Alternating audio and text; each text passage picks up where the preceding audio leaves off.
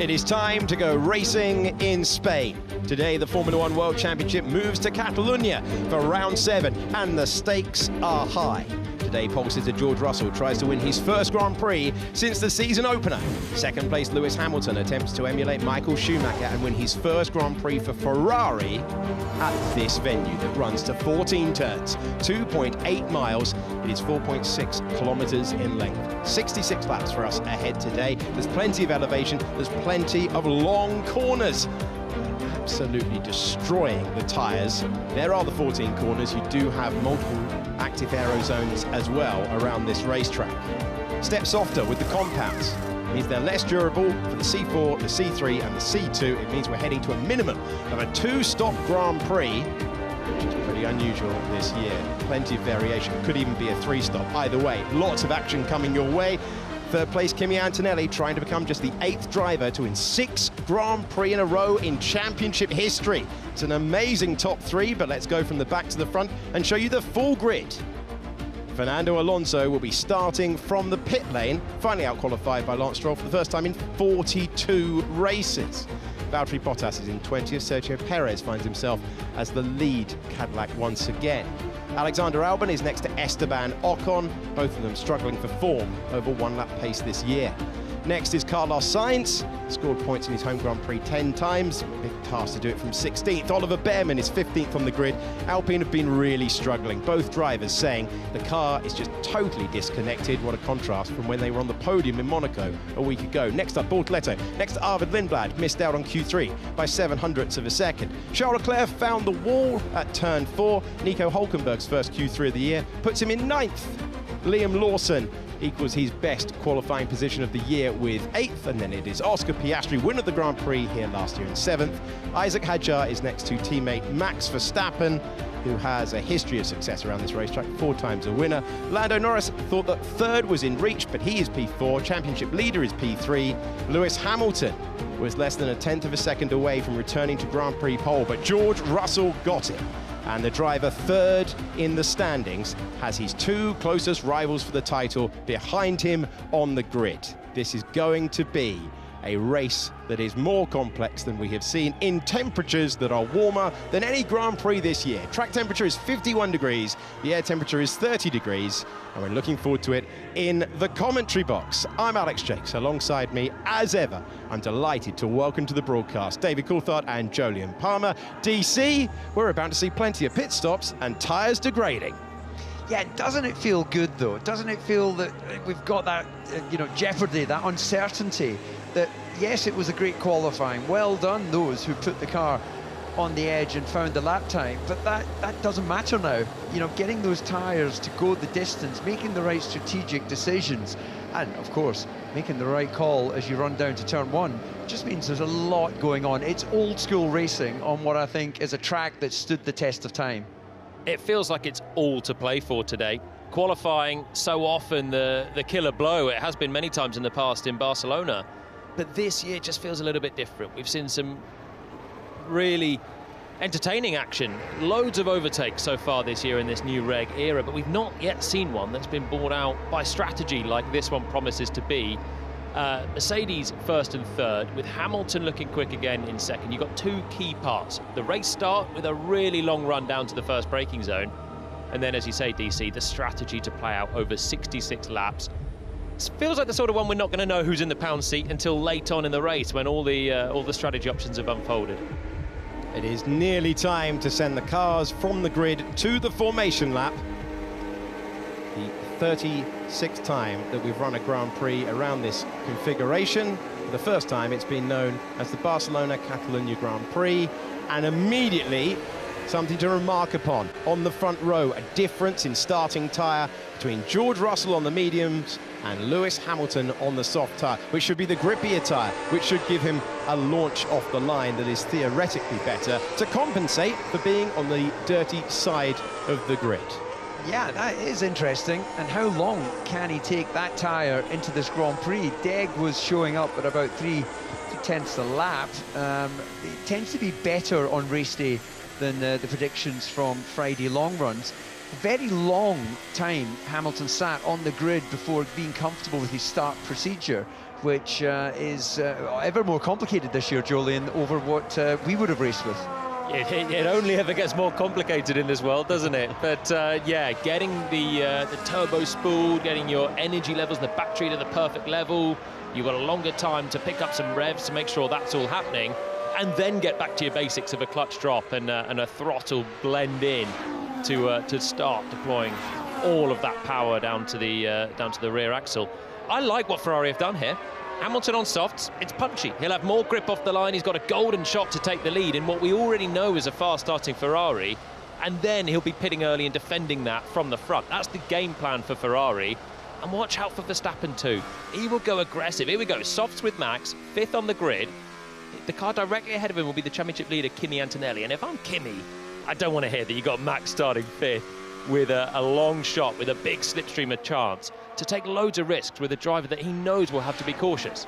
Yeah, well, very tellingly though, speaking to Max ahead of him going to the grid, he felt the need to remind us of his starting issues, and he didn't seem that punchy. I thought he would have been thinking a world of opportunity for me to go all in to turn 1, but it sounded a bit more reflective, so let's see how he gets off the line. George Russell lining up in pole position. His old teammate 8 metres further back, 16 metres back, his current teammate. Antonelli is the championship leader over Lewis Hamilton, who is in 2nd place in the World Championship for the first time since 2021. Hamilton will have the grippier tyre. Remember, it has been a shorter run to the first corner in Montreal and Monaco, our previous 2 Grand Prix. Home favourite and 2-time world champion Fernando Alonso has made his way to the pit lane. They have made changes to that car and fitted different power unit components. 21 on the grid then, doing their final burnouts. Some will roll the dice with strategy further back, others, and only the Aston Martins, are on the hard tyres. Everyone has opted for the medium or the soft to get off the line. The track temperature is 51 degrees, the hottest Grand Prix of the year. The tyres will fall away. Can you get the Pirellis to last? That is the task, and the top 3 in the World Championship are our top 3 on the grid. The green flag at the back is our signal to look to the lights. Our epic run to turn 1 is 5 lights away. Hamilton versus Russell. And the Grand Prix is underway. Good reaction time for Kimi Antonelli. He's close. It's not the launch that Lewis Hamilton wanted on the soft tyres, but Hamilton crucially gets ahead of Antonelli. Norris is in the mix as well. George Russell holds the lead. George Russell holds 1st place, and the launch off the line was good to protect 2nd. Can they all make it through in the background? Racing balls off the road. Hamilton's got better fire up from those tyres. He's attacking George Russell as we make our way to turn number 4, but Russell gets the launch that he needs, and it's Russell, Hamilton, Antonelli, Norris, Verstappen, and Piastri gained a place. Charles Leclerc gained 3. Yeah, that was a tidy getaway for George Russell. Initially, it looked like the reaction from Hamilton was slightly better, but those early starts in the previous Grand Prix where the Ferrari was mighty, that has been neutralised, and this is the perfect scenario for George. He's just starting to open a little bit of a gap, knowing that he's got more durable tyres. It's the perfect chance for Mercedes to showcase their improved starts. That was exactly what George Russell needed there off pole. The soft tyre didn't really give either Lewis or Max any sort of advantage. Look further back, Isaac Hadjar has absolutely tumbled down the order, making a place up here on Ollie Behrman. Trying to, on the outside of turn 10, Behrman ahead for the moment. Hadjar down 9 places and trying to make amends. Frenchman started 6th position in the Grand Prix, and now he's in the gravel as it gets messy behind. He's been shuffled back. Overtake mode is now enabled. George Russell, who once went from 4th to the lead, holds the lead in Barcelona in what many are calling a must-win Grand Prix for him. Well, this now becomes an ideal situation for George. So I would have been sitting there with trepidation as we see the Haas cars now duking it out. Ocon versus Behrman. Ocon trying to go around the outside. Soft tyres for Esteban Ocon, and the position gained. Yeah, working well on the first lap, but they will only go away from here. The temperature's so hot, the tarmac's so abrasive, and the corners are so fast, and it all means that tyre life is going to be critical. So starting on a soft now, the gain is always going to be on the first lap. Once you don't make that gain, if you're Hamilton or you're Verstappen, you're now sitting there thinking, please, can I now get to that first pit stop and hold on? Because now Russell seems to be in a better position to just ease that gap.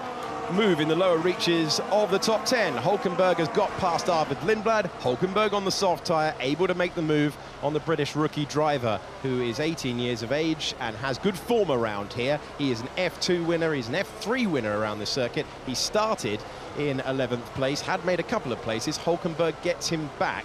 Hulkenberg searching for his first Grand Prix point score of the season.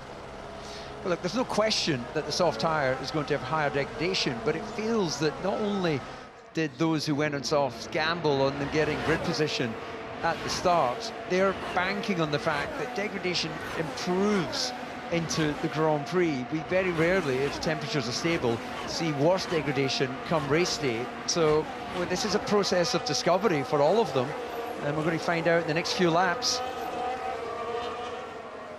Great look at the first turn of the racetrack, and that's the Williams going deep. Could offer an opportunity to Hadjar here. Around the outside. Oh, sends one around turn 3, and he makes the move. Nicely done. Lap it up. That's a really smart work. That drone shot was a great angle to see. Sainz going defensive and then going in deep for 2, being out of position for 3, and Hadjar swept through in the ever more common outside of turn 3 move.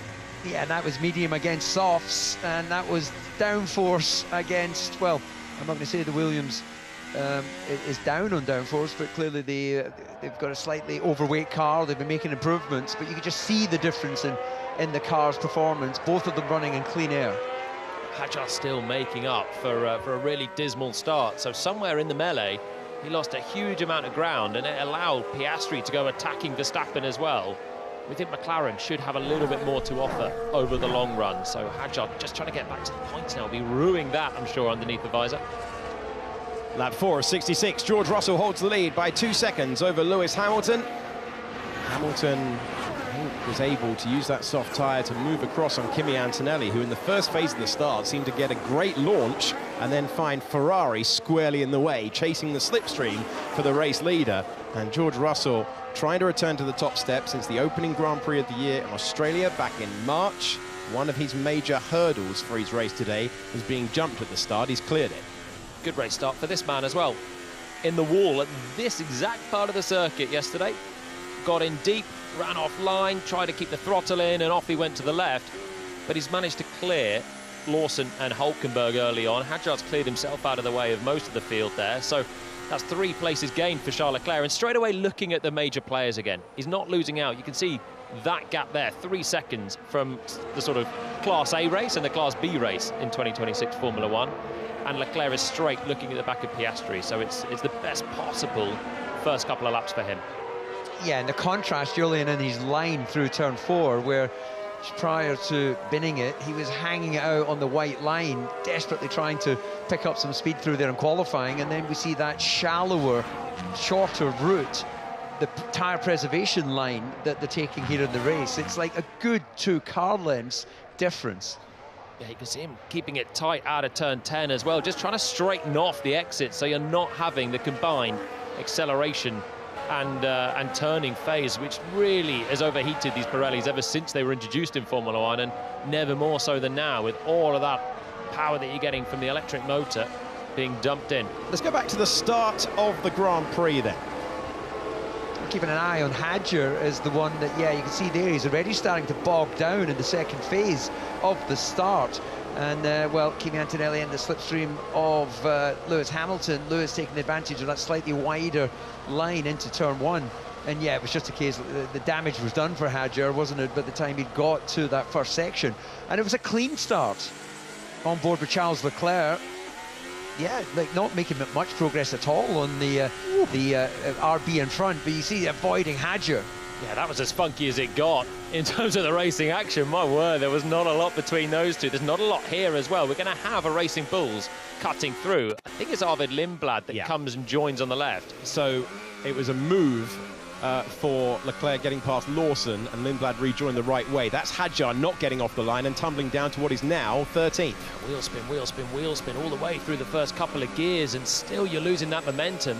And in Barcelona, it hurts you. Such a long run to the first braking zone, just gobbled up there. On board with Pierre Gasly. And the Hulkenberg incident for leaving the track and gaining an advantage. So Lindblad rejoined the correct way as mandated by the race director, and they're looking whether Hulkenberg skipping over the apex of 2 gave him an advantage. Maybe the fact they're side by side with Colapinto as well and came out ahead of him is another part. Colapinto, they're shuffled down behind those other 2. It's all a bit close. And that was Ocon getting past Oliver Bearman. Difference in compound at the moment favouring the soft tyre. Interesting laps in the context of the World Championship battle. We have Kimi Antonelli a second away from Lewis Hamilton. Remember, those soft tyres will disappear. I wonder if those who started on the soft were heeding the word of Pirelli's chief engineer Simone Berra earlier in the weekend, who said there's not that much difference between the soft and the medium when it comes to degradation. Yeah, Aston's woes getting even worse here as they've had to retire Stroll's car, and Alonso's desperately trying to catch on to the back of Bottas in the Cadillac. So not a great situation for the local hero. Miserable. Off the back of a point in Monaco. The unlikeliest of points as they both started on the back row, but it's even more unlikely here for Fernando Alonso, who will wait another few races to get some upgrades on that car. So we're into a kind of waiting game, aren't we, for just a few laps. I'm sure the pit stops will come soon enough. Russell's lapping a second away from his best lap, already losing a bit. Here we go with Charles Leclerc. Oh, whoa! Charles Leclerc nearly taking off the front wing. How did he miss the back of that McLaren, and how did he keep it on the racetrack? That was for 7th position. He was trying to take 6th. He was just trying to avoid it. That's the move around the outside again for Isaac Hadjar. Making it work. He's found the line, and once you do it once, you manage to get your rival out of sync through 1 and 2, and you just open up through 3 and use the downforce of the Red Bull. Leclerc's heart must have been through his mouth as he hit the brakes there. I think he was just caught out with how early Piastri hit the brakes for the first corner. There was kind of no sign of a move coming for Charles, but suddenly thought, by the time Oscar hit the brakes, do I, don't I? And in that moment of hesitation, he was so close to rear-ending from absolutely nowhere the back of the man in 6th. He's banked that information, though, and if that is par for the course for Piastri, he's going to be vulnerable for Leclerc next time around. Outside line again, an overtake again. Isaac Hadjar choosing his own racetrack right now and recovering the places. He's up to 11th. Here's an opportunity for Charles Leclerc. This time he's close to Piastri again. This time he's unable to make the move, but he's compromised Piastri's line. Is there a chance for one of those moves around the outside of turn 3 that Hadjar has shown us is so possible? The Ferrari faster, faster, faster still, edging ahead, and now in the braking zone for turn number 4, Charles Leclerc gets clear. These are proper passes. This is proper hardcore. Make a decision, be brave, commit and deliver. That's an absolute belter, isn't it? I thought it's one thing clearing a Williams or an Alpine there. It's another thing clearing a former winner here last year. Oscar Piastri round the outside at turn 3 in a McLaren that's still working pretty nicely, but they're just drifting back, McLaren, in this race. Leclerc clearing Piastri, Norris not going with Antonelli ahead, and great opportunistic pass there for Charles to get into 6th, and now he'll start pressuring Max Verstappen ahead. It's never nice to be passed around the outside. It's never nice to get passed full stop, but when somebody goes the long way and makes it stick, it just feels a little bit, why me? Why there? You feel like Muggins, don't you, when you're sitting there trying to come back on the inside of turn 4, but there's too little too late by then. It's just tricky. It's also the corner that's most going to kill your left front tyre. So when you're driving through naturally, if you lean on it like you're doing a qualifying lap, you can't do that. You'll do 1 or 2 laps and you'll start to melt through that left front. So the natural modus operandi is hold back a little bit. You do that too much, you get past. We've got another one coming. Isaac Hadjar trying to return his Red Bull to where he started. Does he get the move? No, didn't get the room. Was intrigued to see whether he would get the move from the junior team. The answer was no. Lindblad hanging on to 10th position. Hadjar having to wait his turn. The Alpines are racing further behind as well. Gasly on the more durable medium tyre, putting Colapinto under pressure. Colapinto, who had the fast-starting soft, and Colapinto, who gained a place from where he started. Tyres are going away really, really quickly. Russell's lost nearly another second of performance from his best lap. Orlando, how's the pace, how's the tyres? Just, yeah, sliding everywhere. So, in 9 laps, George Russell has lost nearly 2 seconds. He's in clear air, out front in a Mercedes. It's not looking like it's an easy day for these Pirelli tyres. We knew that was the case. It looked pretty bad across the board. No one's choosing to pit. It's a long pit stop here. It's 23 seconds in clear air because it's so quick coming through the final corners. You're going at such a high speed, whereas when you pit, you're obviously trundling at an 80 kph pit lane speed limit. But if you pit, you're going to go fresh tyres, you're going to have a huge undercut opportunity, but you'll still come out in dirty air. And that's the balance now that everyone is treading.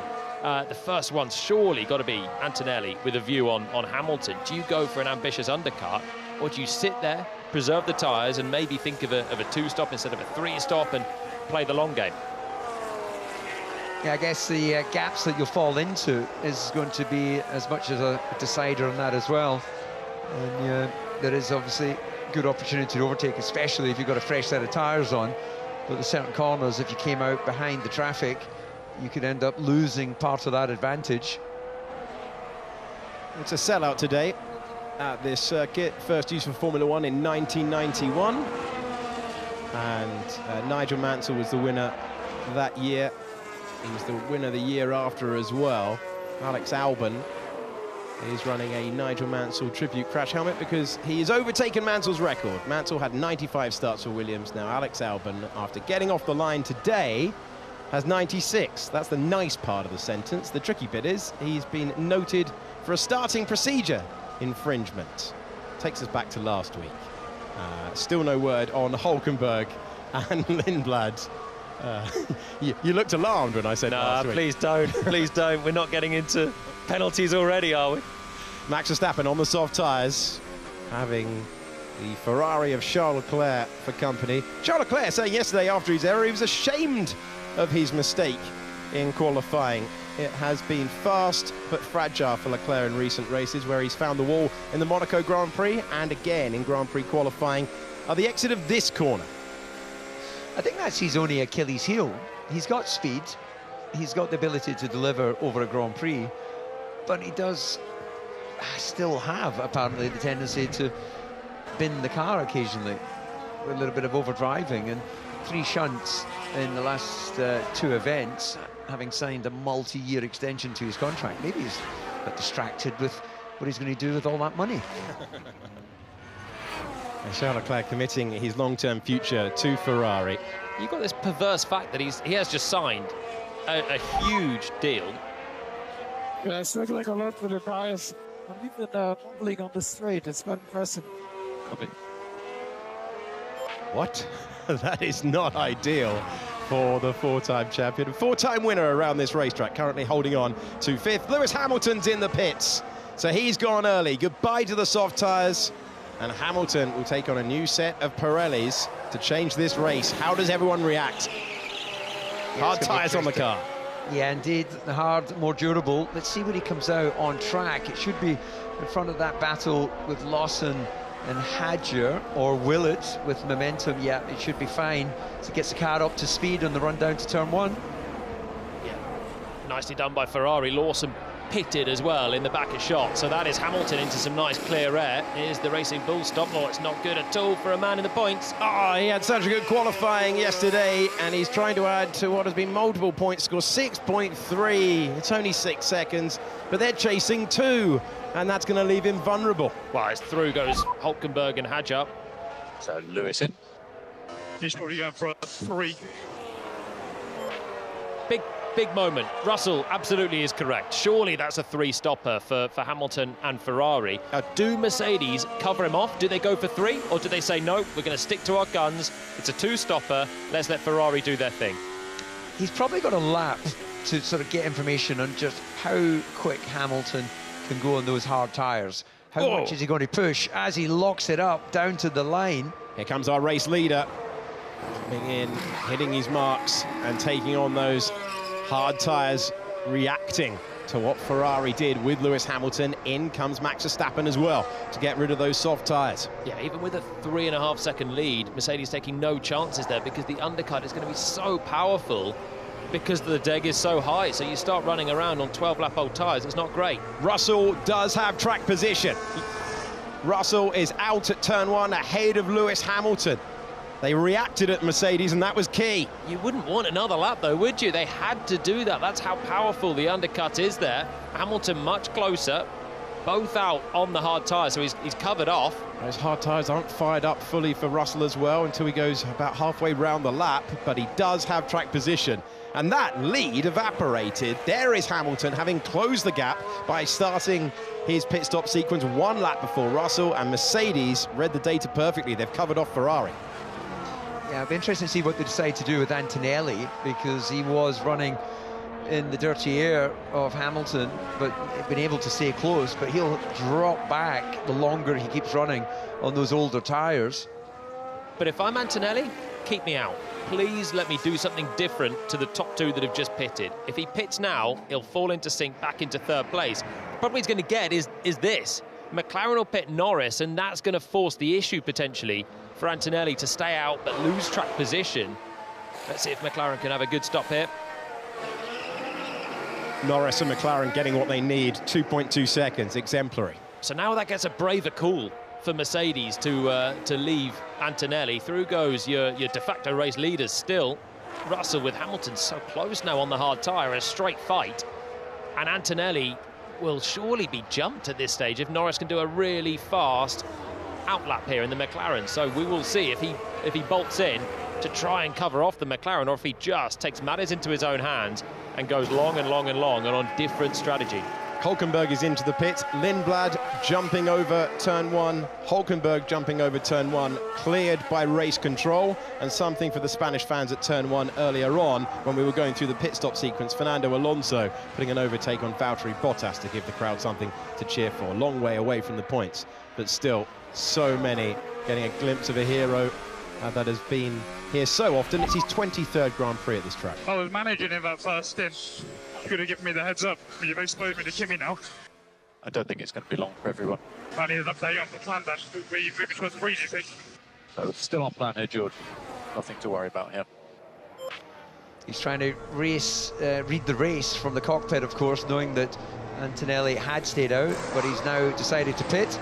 Antonelli had an advantage of 24 seconds. It needed to be a 2.6 second stop, and it was, because Norris would have had the advantage of the fresher rubber, and Antonelli had to react to what the McLaren driver did by pitting. Piastri is also in as well, and he rejoined. So Antonelli, there you go, crucially ahead of Lando Norris, and they had to react, otherwise the world champion would have jumped.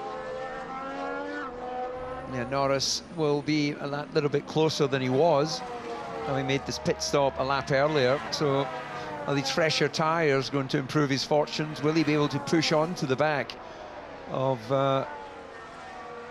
Kimi, or will he just eke his way and use the advantage that they seem to have in their long run pace? No one is able to extend this first stint. You've got the car's full of fuel, you've got high temperatures, deg just getting worse and worse, that even Charles Leclerc now with track position doesn't want to do something too different, because he's just going to lose way too much pace. 24.0 basically for Leclerc on the last lap. That's 2 seconds slower than his teammate on fresh tyres. And box Charles box, we have the gap to cover Piastri. We don't care about Piastri. Let's look further ahead if we have the pace. Okay, let me know on flat. We stay out this lap then, stay out this lap.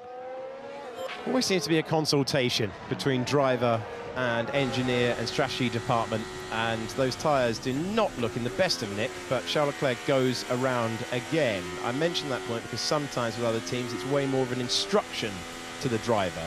Hadjar is being called to the pit lane by Red Bull. Hadjar, who lost a lot of positions off the start line. Gearbox issue for Lance Stroll. He's the only retirement of the Grand Prix so far. George Russell will have the lead when Charles Leclerc is eventually called to get rid of those medium tyres. But again, as Pirelli suspected, start of the weekend, before we'd run a lap, soft and the medium, no real difference, both falling away dramatically. The hard is the more durable tyre. If the hard isn't durable, we are in for so many pit stops, as we see. Bortoletto is the driver who has been timed at the bottom of your picture. Hulkenberg is the driver in 12th position. Colapinto in 13th, and it's Gasly and Bortoleto dropping down the order, having made his stop. And Valtteri Bottas will become our second retirement in the Grand Prix, an issue for Cadillac. They had a brake failure with Bottas earlier in the weekend. Finally, Charles Leclerc is called in, so they extended by a lap, and now they've given the instruction. Yeah, it felt very much like it was the race engineer agreeing with the driver, and then strategy have gone, you do realise you're losing 2 seconds a lap to what Hamilton is delivering on those fresher tyres. You just cannot afford to give away that amount of lap time. Charles Leclerc making his stop, and he will trundle to the back of the main competing pack. Well, let's see where he comes out in relation to Piastri then, that he cleared with that move earlier on. There's Oscar in the background. I think he's still going to cover him off there. That was enough pace on really old tyres there for Leclerc, and he does. So that's worked out really well for Ferrari. And pitting Hamilton when he did as well has worked out fairly well at this stage. Lewis obviously still close behind George Russell, now first and second, but with a nice buffer to Kimi Antonelli. 6 seconds between Hamilton and Antonelli by virtue of pitting 3 laps earlier. But now the advantage with Antonelli having the fresher tyres. Oscar Piastri, winner of the Grand Prix here last year, in 7th place. Further back, more action. Hadjar has just cleared Liam Lawson. He improves to 10th place, trying to recover the positions that he lost at the start. We heard the instruction that Valtteri Bottas was going to retire, and that is the 3rd time this season the Finnish driver has failed to see the checkered flag as Cadillac get up and running in Formula One. And this is their 7th Grand Prix today. Bortoleto has just passed Alex Albon. Albon's start procedure infringement was timed before the start, so it will be whether he's parked up long or wide in his grid slot. George Russell's lead is 1.9 seconds. This is Isaac Hadjar making the pass. Slam dunk stuff down into turn number 1. It returns him to the points. Big wide rear wing on the Red Bull. The upgrade they bought for Miami, and the rotisserie rear wing really does clear some air to go through and reduce the drag. And so it's nice that he got out of position at the start, because he's giving us a display of overtaking. Not there. No one overtakes at turn 13, but we're seeing some moves that Isaac Hadjar would not have wanted to make at the start, but he's reclaiming those positions in unusual parts of the racetrack. Slicing through Behrman like he's a back marker there. Yeah, Behrman yet to pit, so those tyres absolutely shot at this stage. Lindblad, the other of the potential point scorers, running in the points right now, who's still to pit. 3 seconds away from those around him, though. So that's the risk of just staying out, is you are just hideously slow. You drive around, you wait for the car to turn, you can't get on the gas on the exit. Feels miserable, but you're cutting out a pit stop. So you save yourself 23 seconds if you can go long and make it a 2-stop instead of a 3. Sort of a big, steady defensive drive, effectively. Or you go attacking, you have a car that feels really nice underneath you, you have grip, you feel like you can make everyone else look really stupid by overtaking in the corners that you'd least expect an overtake, like this one. But you spend an extra 23 seconds coming through the pits, and that's it, that's the price. I always find it's all relative, isn't it? Having a miserable time in a Formula One car with balance and tyre grip versus, you know, being at a wet kart track in Northampton or somewhere like that. It's all relative, but it's the nature, it's the selfish, hungry nature of the racer that you always want more. What did you say yesterday, DC? It's Formula One, not Formula Fun. Liam Lawson's just got past Oliver Behrman, as has Hulkenberg, Colapinto and Gasly, because Behrman's long stint on the medium tyre is over. He's come into the pits. Yeah, what, you're going to go to sunny Spain and drive a Formula One car and not enjoy yourself? Yeah. How dare you? Never happy, though, are you racers? I say, saying that, Jolien. I thought you were directing that to one of us, DC.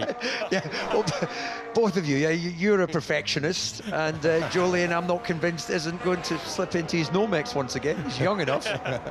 It's that 19 and 66. George Russell leads by 1.9 seconds, but Lewis Hamilton is chasing another podium finish. He's got back-to-back second places. He's trying to win his first Grand Prix for Ferrari today.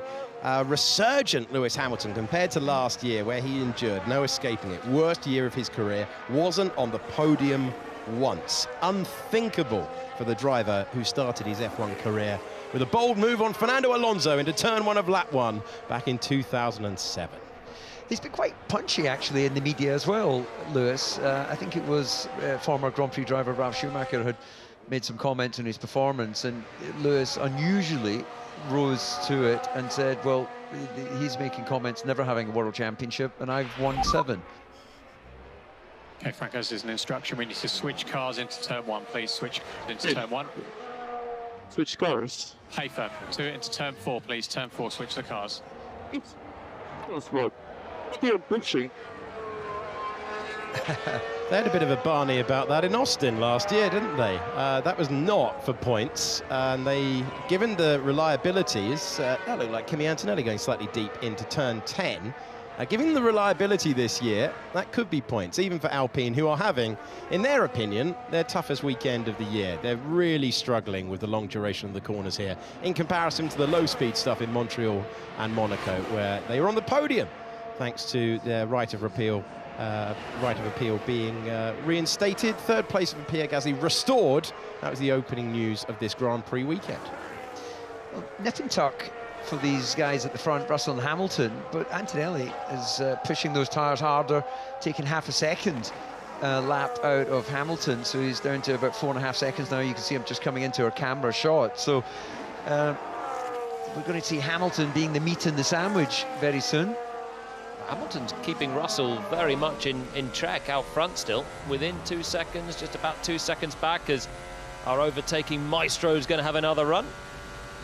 There we go, back to the Isaac Hadjar highlight reel, and it's good enough for 8th place. So he has managed to restore the Red Bull to the minimum that he would have wanted after a really tricky opening lap where he just did not have the drive from the start line. Red Bull again struggling to get from their grid box into racing speed in this season. It's been a feature of the campaign. Still struggling once again, but he is at least now 8th position for the driver who finished 4th in Monaco. Happy with pushing. Hey, firm, Kimi. Good lap times. Yeah, just confirmation there of that half a second. He's going faster each lap than Russell, or Grand Prix leader. Lindblad still yet to stop, so clearly targeting the 2-stop. Another half a second for Antonelli out of Hamilton ahead. So you caught it coming through turn 10, leaning on it deep into the corner and using the fresher tyres to get on the throttle as well, with some sort of small sliding, even if they're all having to think slightly of the tyres with every one of these long duration corners. But Antonelli, because he pitted later, so he pitted 3 laps later than Hamilton, he pitted 2 laps later than Russell. You either conserve your tyres and go later again, or you just think, okay, I've got that advantage and I've got more grip, so I'm just going to use it in this stint. And he is quickly shuffling himself back towards the tail of the Ferrari. Antonelli, after qualifying, said that he had been pushing too much, especially in the final sector, but he believed his long run in FP2 gave him confidence that he could still fight for victory today. That was his thoughts after qualifying. He's got great pace at this stage. He's 5.8 seconds away from his teammate George Russell, who you're on board with in the left-hand side of your screen. Russell through the final corner. That is one of those ones that just saps energy out of the tyres. So much speed, but then you need a decent exit. You need a decent minimum speed through there as well to not lose a huge amount of time. Where Lewis Hamilton ran out of energy and just went in a little bit hot in the final corner yesterday in qualifying. Maybe cost himself a shot at pole. Rightfully delighted, though, with a place in the front row. I found it really interesting listening to Lewis in Parc Fermé. I've never heard a driver go blow by blow through their weekend in the detail that he did. Especially between practice and qualifying. Needed a reset, got it. It was fascinating. The mindset of, you know, what he was going through. Difficult weekend, get away from the track, clear your head, come back, find form. But then just he's so invested in this, giving all of the details. Sometimes drivers are there and they're not quite in their happy place. They're not giving huge elaborate answers. But Lewis is clearly loving his racing again, and it's showing. Yeah, his performance is absolutely there. Just saw there that Carlos Sainz is going to be investigated after the race for a start procedure infringement as well. So I wonder if that's just a coincidence that it's both Williams cars. Can't imagine they both were well out of position. both experienced drivers. You've got a nice big yellow line on the racetrack to know where to line your front wheel up with. Surely it's something else than just grid slot positioning. Otherwise, our fantastic team of replay operators would have found that, and we'd have seen both Williams cars doing something. But the fact that it is both Williams cars, it says that it might be something else. And the fact it's investigated after the race, and we're on lap 24, says it might be something complex. But hey, it's always a shame to have an investigation that's gonna last the duration of the Grand Prix. Just looking at the time codes that they've referred to, Albon's is for the formation lap, Sainz is for the Grand Prix start. So not exactly the same thing. Anyway, you can find out what happens to that one, like the Monaco Grand Prix, after the race. Yeah, in the green flag lap starts, it's traditional that the mechanics push the car back. So let's say the sensor that predicts or tells us whether they've had a jump start or not probably doesn't pick up. And then it becomes active that they're in their proper box position for the start of the Grand Prix. You're never going to jump the formation lap start, are you? You're going to find yourself carving through a stationary field. It'd be very unusual if you did. Okay, really important battle now between Liam Lawson and Nico Hülkenberg, who's in your picture at the moment, and you're on board with him on the left-hand side. Lawson trying to hang on to the position. Gasly is going to join this battle as well. It's for the best of the rest positions now that Hadjar has restored himself to 8th place. And they're chasing the final 2 points paying positions. I can tell you, Lawson is running to time. He's running to an instructed time from his engineer on the radio. He said, I can't go any slower than this. I know I need to look after the tyres, but I can't go any slower than this. And that is why there's a queue of cars behind him. Yeah, it was blocked off the attempt by Hülkenberg a little bit late into turn 1. Right on the braking. Dangerous. Yeah, if we get a replay of that, you're allowed to make one change of direction to defend. You're certainly not allowed to move in the braking. I guess you could claim that he just really needed an early apex. It's almost like you've been in a meeting with the stewards before, DC. You've got to try everything to avoid a penalty and try and keep a straight face while you're saying it. Lando Norris is being told that McLaren are happy with the lap time and that they are going to their target lap. It's not a bad lap time for Norris. He's the fastest man of the top 5 drivers, and he's also going with Antonelli to the back of the top 2 as well. So the gap's really, really tightening. Russell had caught some traffic. He's just cleared Alex Albon. He's got Ollie Behrman to lap as well coming up. So that's 18th and 17th position, and he's still got Hamilton, Antonelli, and then Norris here, all with a long shot. Let's see, when we go through the final corner, you look up the road, there's your race leader with Lando. So it's going pretty well for McLaren here in terms of pace. Can they just close up and make something work in the pit stop? Nice shot of your top 4, isn't it? Sweeping through the S's at the start of this. All trying something different, as we can see Alex Albon is the driver making way. And he will get the blue flags and has to respond to them as the field make their way through. Russell trying to win his first Grand Prix of the season since the season opener. Lewis Hamilton trying to emulate Michael Schumacher and win his first Grand Prix for Ferrari at this venue. Antonelli trying to make it 6 in a row. Norris trying to win his first Grand Prix as world champion. That's the state for the top 4. This is what Hülkenberg was complaining in the battle for 9th. It's fine for me, that. It's fine. It's frowned upon, as you say, DC, but I think there's enough margin and he's not super aggressive with it. It's maybe a sort of warning, slap on the wrist style, but it's not a penalty to me, that. Yeah, it was Hülkenberg wasn't right in the passing zone. It was more a case of sort of showing his nose. But yeah, I agree, there won't be any action taken on one. If you were systematically doing that repeatedly, then you would definitely catch the attention of the stewards. Arvid Lindblad getting past Esteban Ocon, left-hand side of your screen. He's up to 15th place. And next up the road, Gabriel Bortoleto. Underbalanced for George Russell, so he's got understeer. Effectively, he wants more front wing. That is code to the, or not a very great code, to his race engineer Marcus Dudley to say, when we come in for the next stop, make sure you crank on some more front wing angle, because you'd start driving around with understeer. You're going slow. You want to, obviously, the most neutral balance you can get, especially for these long, reasonably fast corners, fast medium speed. The more you have to sit there on the apex and rotate the car, The longer you wait to get on the throttle, the slower you have to go through the apex. And then the more you can hurt that left front tyre as well, which can be a limitation around here. So Russell giving the feedback, but at the moment the pace looks okay for him, and he's just starting to eke away from Hamilton. And Antonelli's getting ever closer to that 1 second window. George Russell trying to re-establish himself in the championship fight today, having failed to score in any of the last 2 Grand Prix. Yeah, Hamilton cleared Behrman there at a nice spot, so Ollie Behrman's just sitting in front between the 2 drivers vying for second place at the moment, and still through turn 12. Will Behrman sit ahead of Antonelli for the final couple of turns as well? He's going to. Oh, he's going to pit in. No, he's not. He's just going to jump out of the way very, very kindly for Kimi Antonelli. Lewis Hamilton has been called to the pit lane. He was losing time to George Russell, and the man who came first from those contending for victory to the pits last time around does so again. Say goodbye to those 1 stops and say hello to multiple stops for Lewis Hamilton. 2.6 seconds and fresh tyres once again. So once again, do Mercedes cover this off? Because you're not going to make the end of the race on this. That is a 3-stopper locked in for Hamilton, especially with the fact that he's bolted on some mediums. Do Mercedes take the bait, or do they stay out thinking that they're doing the right thing? Surely they've got to take the bait here with Russell, and then that'll throw the question for Antonelli's side of the garage. Yeah, I would definitely cover it off. They've got to believe in their pit stops. They had, what was it, just under 3 seconds. Hamilton's going to be nailing this like a qualifying lap.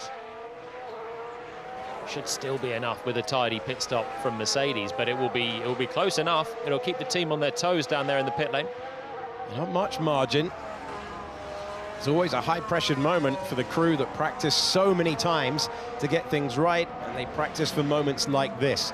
You've got a 7-time world champion, a 6-time winner of the Spanish Grand Prix, finding himself on the attack at this point. Will Mercedes respond? He is lighting this up, by the way. It's 1.6 seconds quicker than Russell through the middle sector on this in-lap. This is a big, big outlap from Hamilton. Look at him sliding into 12. And no response from Russell. Russell goes around again. So Hamilton now is going to have to clear these 2 very, very quickly. One's a back marker that will jump out of the way. The other one is Oscar Piastri for race position. If he clears him here into turn 1, this could be Lewis Hamilton in the net lead of the race in a lap time. He's right on the brink, and Hamilton can't get there. He will clear Sergio Perez, and Hamilton's electric outlap is interrupted by Piastri. So update, Lewis will be on a 3.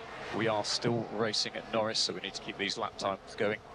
Around the outside, like he wasn't even there. Old tyres versus new. Hamilton finds himself into 6th position, and the timing page says he's 22 seconds back now. Net lead of the race, Lewis Hamilton. So if Mercedes want to pit Russell right now, they will come out behind the leading Ferrari here. It's a big call. They stayed out. Maybe they thought it was too close with the way that Hamilton was pushing on that outlap. Ferrari have seized an initiative. Is it the right one? We will have to wait and see what Russell can do, but his pace right now is not amazing. And look, Antonelli is now 2.2 seconds. Here we go. The 2 Mercedes now separated by not very much. It's going to give me black and white flag for track limits, so no more of those, please. Otherwise, it's a 5-second penalty. He has been warned. Well, I think what Mercedes have obviously looked at is how Antonelli was coming onto the back of Lewis Hamilton. So although they know they're going to lose track position, they're banking on fresher tyres, better pace, and an ability to catch and pass the Ferrari. Hamilton is 2.5 seconds quicker than Russell on that lap. So this is a 2-stop via 3-stop, surely, at this stage. And Hamilton now has just got to go pedal to the metal every lap from here on in and make the difference on what should be fresher tyres, and Mercedes staying out. And they are a bit between a rock and a hard place because Norris is doing a good job in the McLaren as well. So if you try and cover off Hamilton, you might open the door for Norris to do something different, or split the cars and Antonelli wins and Russell's left furious. We have seen it before.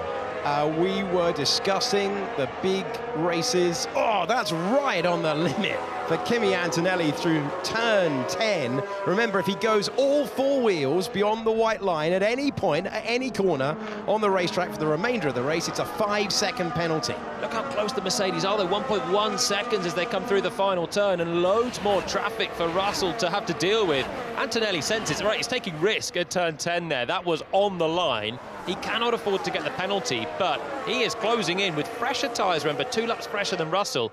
This is his chance to win this Grand Prix. Yeah, it's nothing for him to lose in as much that, yes, he's pushing the tyres harder, but if it doesn't work, he'll default back into third place, which is where he was.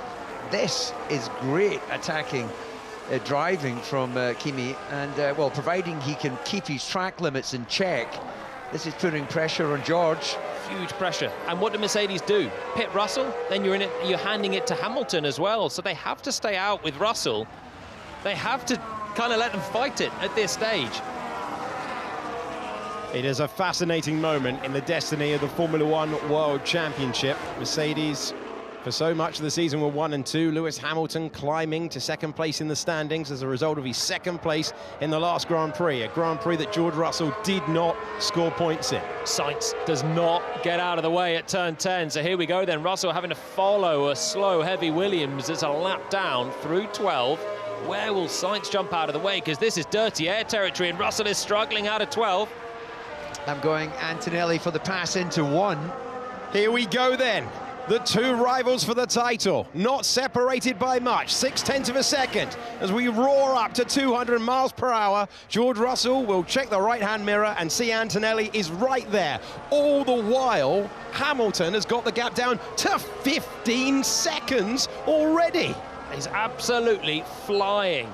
This race has just been blown wide open. Hamilton's going to get a pass on Leclerc, who'll jump out of the way. Here we go. Meanwhile, I think Russell was using energy from his battery there to make sure he stayed clear of Antonelli into turn 1. Antonelli is within overtake mode. Within that 1 second. Let me know what time they need to do. 20.9, Charlie's in fourth, to have a different strategy. He's been given a 20.9. Last time, a 120.7. Vintage Lewis Hamilton behind the wheel. The more these guys fight, the better it gets for Hamilton as well. Norris is not a mile away, but he is just dropping back with Antonelli picking up the pace. Slow it down through 10. That's where it gets tight with track limits, but he's okay. He's okay, DC. Oh, my goodness, I can't take the stress of that, actually. I think I'll take my glasses off and just wait for the updates. Nothing between them. How much speed can Antonelli take through the high-speed turns of 13 and 14? Oh, Russell's, I think he's got nothing left to defend here. He's running out of energy at the end of the lap. Kimi Antonelli trying to inflict more pain on George Russell's championship aspirations. The Italian teenager all over the back of his teammate. A defensive-shaped throne, but the position held at the moment. And look, almost soaring away at his teammate's car. Kimi Antonelli, more speed, more grip, but Russell hangs on to the lead for the moment. Well, brilliant racing, but all of this playing into the hands of Hamilton, assuming he can keep that pace up on those tyres. Right, it's big defence from Russell. It's big defence at a huge moment. The championship is on the line between these two. Antonelli's won 5 races in a row. Russell's had the pace all weekend, and he is ahead of his teammate. But he's having to use all of that nous to hold him back. So it looked like he was slowing, running out of energy, but I think he was just harvesting through those fast final turns, allowed Antonelli to get so close, and then just thought, okay, I'm going to have to defend brutally on the track, which he did. And he's going to surely have to do the same again here, because Antonelli once again is close. He's got a load of grip on the tyres that are slightly fresher than Russell's, and George has a little bit less energy to use around the lap, so he's going to have to conserve it. Give me a reminder for track limits. Let's not take any risks. He was nearly fully over the apex at turn number 1. He was trying to cut back, to do the switchback move. He's got so much confidence at the moment. 5 Grand Prix victories in a row for Kimi Antonelli. Trying to keep that run going, trying to pass George Russell Russell, who started as the heavy championship favourite, and Antonelli, who has upended the script for 2026. All the while, these two run 0.6 of a second away. Lewis Hamilton is 11 seconds away from this battle. You need 23 for a pit stop at this circuit. He is still 2.5 seconds quicker per lap on the fresher tyres. So they're holding out here, the two Mercedes, for a time where they can pit and get to the end of the race.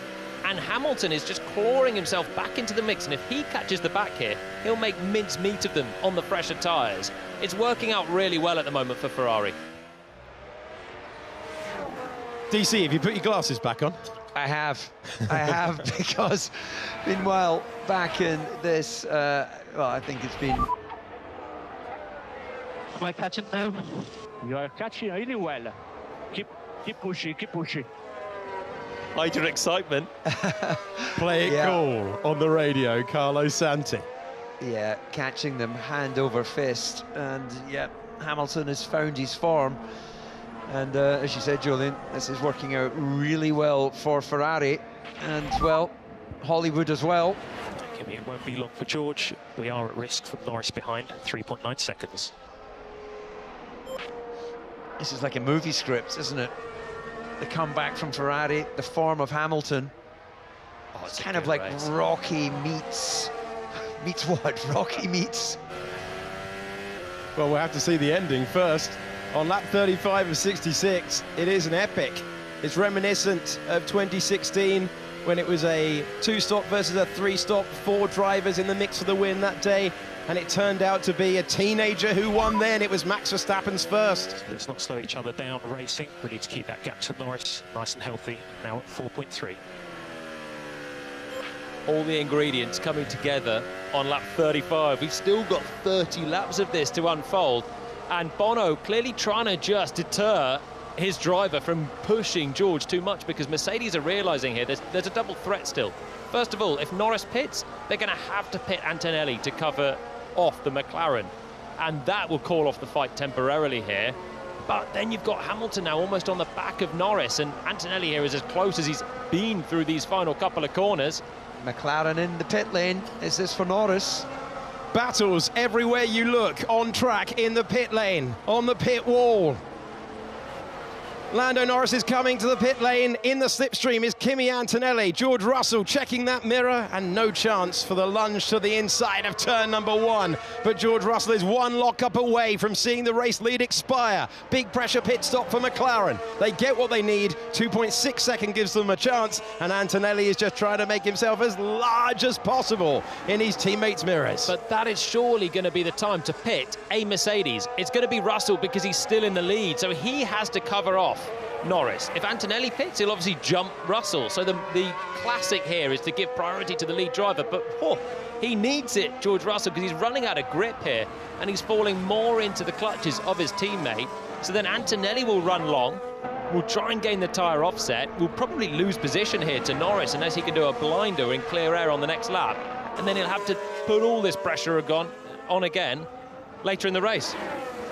What an amazing list of ingredients for an epic Grand Prix here in Barcelona. Russell has kept Antonelli at bay, but Antonelli's confidence that it was a one-lap problem and not a race stint problem has been borne out by that stint, and now a high-pressure pit stop for Mercedes, because here comes the race leader, George Russell, coming into the pits, and this is a race victory-defining stop ahead. Yeah, this has been some uncomfortable laps for George as he was struggling in those tyres. He'll be looking for a typically slick stop from Mercedes, which he gets. Didn't see them go for a front flap change as well as he came in. It was either so seamless that I missed it, but out he goes. So Hamilton is miles ahead. After all of that, Lewis Hamilton is 4.7 seconds off the back of Kimi Antonelli. No exaggeration to see, as Russell covers off Lando Norris, and that's crucial for him that he marks off the McLaren. But what pace does Antonelli have? Because Antonelli would also love to pit and come between Russell and Norris here. He doesn't want to have to pass the McLaren. It won't be long, Kimi. Got to cover Norris. Pete Bonington explaining as he goes to driver and us, and Antonelli being told it won't be long. And that's the best news for George Russell as well. You want... Oh, he's my word. That is a brilliant angle to show you how close Antonelli is flirting with a 5-second penalty. Yeah, and he's going to come to the pits. We can see from our commentary box, Mercedes are there nice and early. And so in comes Kimi Antonelli. It was 2.6 seconds for George Russell. He comes down to the pit lane speed limit. It's going to be tight with Norris. This has to be pinpoint. And Russell finding himself with traffic. Russell with the Haas in the way is not what he needed at that stage. 2.8 for Antonelli, but how much did the Haas cost George Russell? Lewis Hamilton to the race lead. George Russell out of the final corner, and we wait to see for Antonelli. Russell is making his way by. Watch for Norris. Norris is the driver, so Russell's through. Antonelli looks like he's going to just cover him off. It's going to be tight. Norris's tyres are fired up. He'll have better grip off this corner. It's not done yet for Kimi Antonelli. He will have to keep Norris at bay into turn 4. We go on board with the reigning world champion and use all of the energy that you've got. And he gets by. They clear the Haas. Russell maintains the advantage over Antonelli. Norris is covered off. And Lewis Hamilton leads on a medium tyre, having put together such an attacking stint. That's a lot of fun, that stint of the race, DC. Yeah, Hamilton will be loving this. He'll be on the radio saying, how big is the gap? I can play with that. Can I keep this pace pushing? His last time around, 20.9. So he's been banging in the target times, and the degradation seems under control on that Ferrari. So he's going to have to pit again, though, Hamilton. There's not a chance he can get to the end of the race on that medium tyre. The Mercedes now will go to the end of the race on their hard tyres there. So Hamilton, with the nice buffer, is going to lose it by taking a pit stop. And then he's going to have to roar up and pass them on the track. Just race guide for you, though. Hamilton's advantage over George Russell, 16 seconds. If there was a virtual safety car or a full safety car, you only lose 13 seconds when you make your stop. So an intervention there could change the lead of the race. Yeah, all the information says he'll not be able to make it to the end of the Grand Prix. But we have had the odd occasion, Monza with Leclerc, where they've managed to... We are running other 7 laps on this set. This is our race. Give everything these 7 laps. It's the critical moment. We have our chance. Confirmation that they will. I was trying to conjure up a moment that he might try and hold on right to the end. I'm still in the Rocky mode, you know, doing something that no one can believe. But, well, 7 more laps and he'll be pitting. A Lewis Hamilton win for Ferrari is rocky enough around their circuit. I mean, it's on the cards. They know it, don't they? He's given himself a golden opportunity with a good strategy and fantastic pace. Leclerc could do him a favour by hanging on and just slowing Russell down a little bit through turn 12. I think he's doing that. My word, there wasn't a huge gap. That was for position. And so Charles Leclerc was entirely allowed to do that, and George Russell using the superior grip and getting through. Leclerc coming into the pits. His weekend undone by a qualifying crash. And hey, look, they're barely separated at all once again. Antonelli's 0.4 of a second away from getting overtake mode. George Russell has a 16-second deficit to Lewis Hamilton, who does have to stop again. He's been told by his race engineer, these laps will define the day. Yeah, for Mercedes right now, they don't want their drivers racing and losing time over these next few laps. It's a tough one, isn't it, if Antonelli feels he's got the pace to try and call that off, but you just need clean, fast laps to try and have as much margin for when Hamilton stops and then comes out on fresh tyres. Yellow flag. Yellow flag could change things. And we are forecast to be battling with Lewis end of race on that 3-stop. Fernando Alonso is stationary at turn 9. Where is he? Can they recover the car? Because if they can't recover the car, look at the gap, it's 15 seconds. He's pulled to the side of the road. Race control have a call to make here. This could hand Lewis Hamilton the advantage in the race. You would lose 13 seconds with a clean stop behind the virtual safety car, which is deployed. And where is Hamilton? Hamilton has gone beyond the pits. An extraordinary moment. But that VSC is going to be out for a little while yet. Hamilton could get the chance to have a cheap pit stop, come out on fresh tyres in the lead of the race. Fernando getting out fairly steadily from another tough day with Aston Martin. There's the confirmation of how much time you lose under the safety car or virtual safety car. Lewis Hamilton is at turn 4. How long this virtual safety car is out could define who wins. It's not Spa, it's not the longest lap on the calendar. He'll get another chance to come in soon. The VSC means he won't catch a physical safety car either, so Verstappen takes the gain. 11 seconds you win by pitting under a VSC compared to pitting at full speed, and Hamilton is coming past Fernando Alonso's stricken car now. If Ferrari were excited before, they will be excited even more right now. They'll be brimming with it. Hamilton is at turn number 9. The marshals recovering the car is going to define whether Hamilton gets a cheap pit stop, makes the stop, gets fresher tyres and maintains the race lead. Still it's out, he's at turn 11. Verstappen just jumps clear of Leclerc with that gain as well, so they were racing up to the safety car line, but I think Charles was at the absolute limit of what he could do. Here we go with Hamilton. Ferrari aren't out in the pit lane as yet. There would be no harm for them to be ready just in case, and they are moving. Ferrari are coming to the pit lane. Here they come. This is what they dreamt of. This is the exact scenario they were looking for. And he is going to get the benefit of coming in, changing tyres whilst everyone is at restricted speed, and that will gain him enormously. Ferrari need a clean pit stop, but George Russell at restricted speed, Lewis Hamilton hitting his marks. He hasn't won a Grand Prix for Ferrari. His old rival breaking down might just change that. He's back out into the fast lane, no need to take the risk. And George Russell is making his way by, but Lewis Hamilton is clearing onto the circuit, and we are now racing to the control line at reduced speed. Lewis Hamilton's looking for the white line that defines him as the race leader. And now the VSC is ending. That couldn't have been better for Lewis Hamilton, who has the freshest tyres, a very fast car, and as we go back under green conditions, oh, that was seamless for him. And you are in front. The news that he dreamt of, the timing there was going to be everything. Fernando Alonso broke down, and in the time it took to recover the Aston Martin, Lewis Hamilton gets the benefit of stopping under the virtual safety car. He lost 13 seconds, not 23. Pumped. Lewis Hamilton. He's been on it, hasn't he? From qualifying, getting on the front row. He's been great for the last few weekends as well. All year he's been superb, second in the championship. And he leads for Ferrari with 24 laps to go. And he's got the pace. He's got the pace to bring this home. And it's going to be interesting to see what happens in that battle behind with Russell and Antonelli. But those fresh, hard tyres will just feel so sweet to Hamilton right now.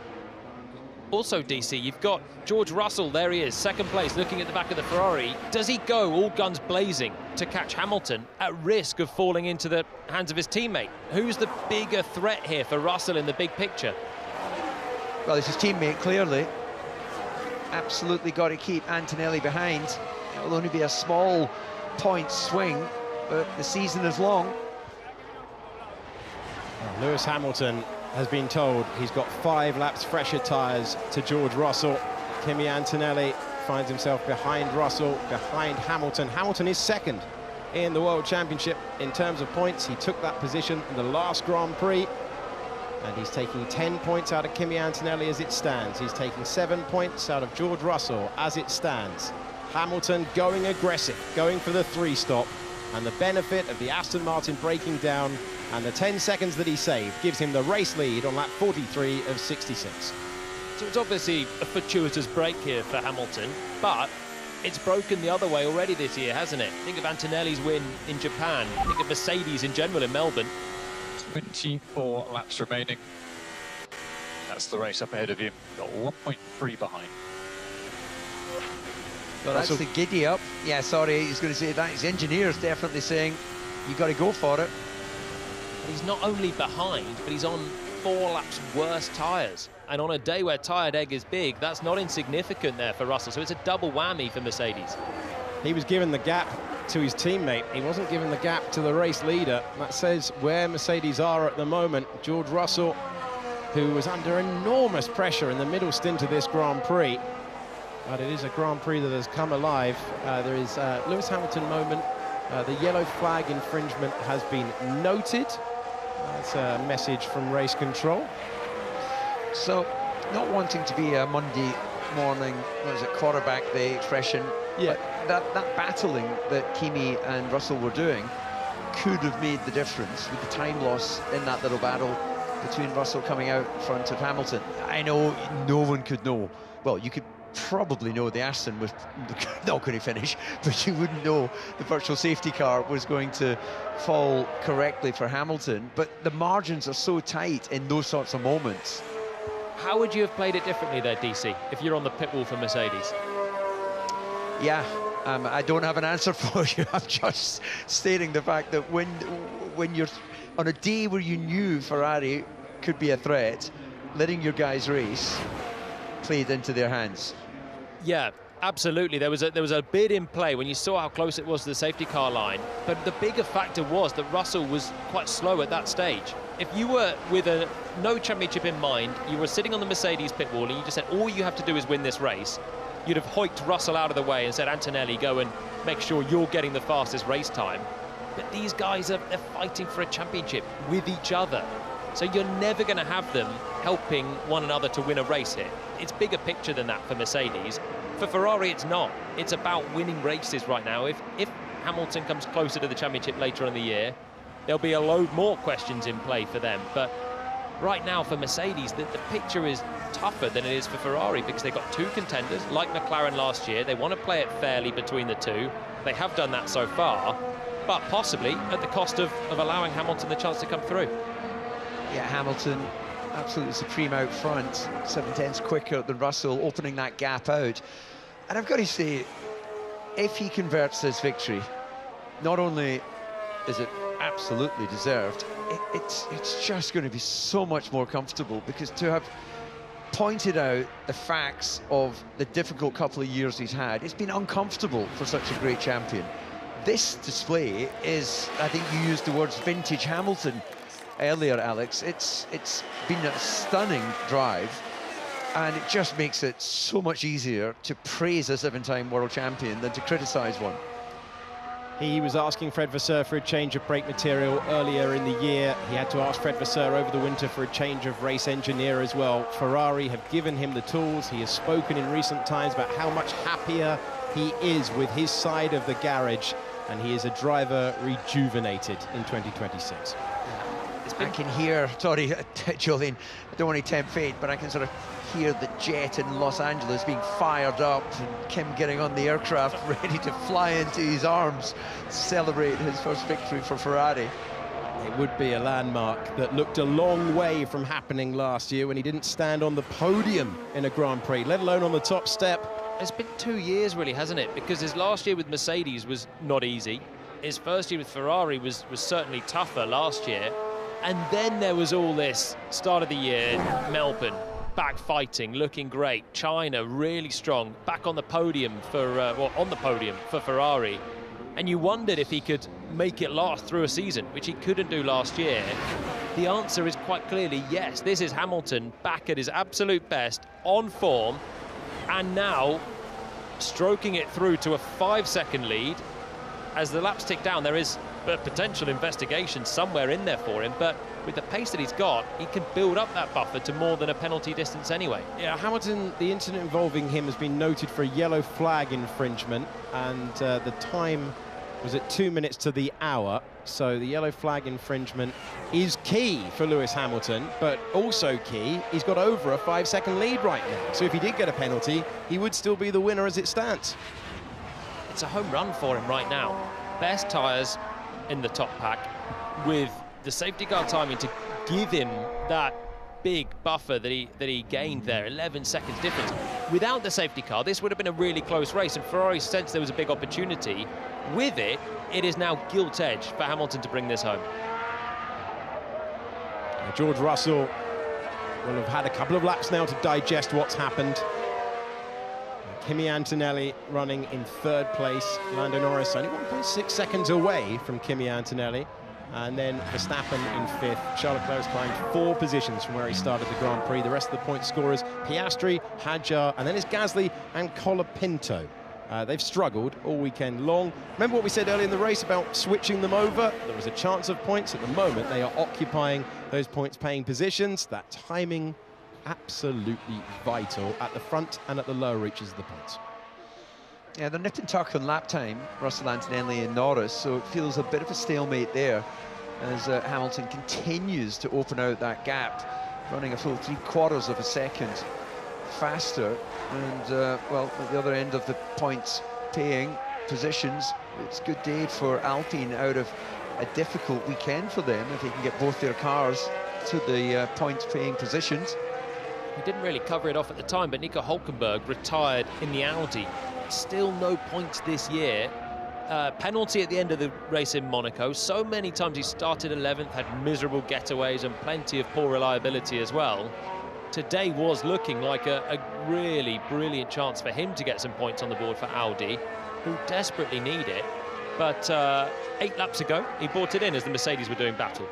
News from the stewards. The incident involving Lewis Hamilton has been reviewed. There is no further investigation.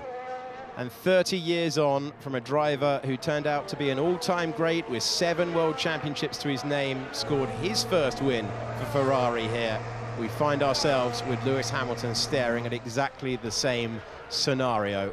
He leads George Russell, his old teammate, by 6.5 seconds. Last time around, he did a 1:20.3. He is reveling in the race lead right now. He's still got a battle on our hands for second place, though. Antonelli, you could see the way he was getting out on the throttle through turn 2, trying to keep your foot in, build that momentum through 2 and then 3 where you're feathering it through.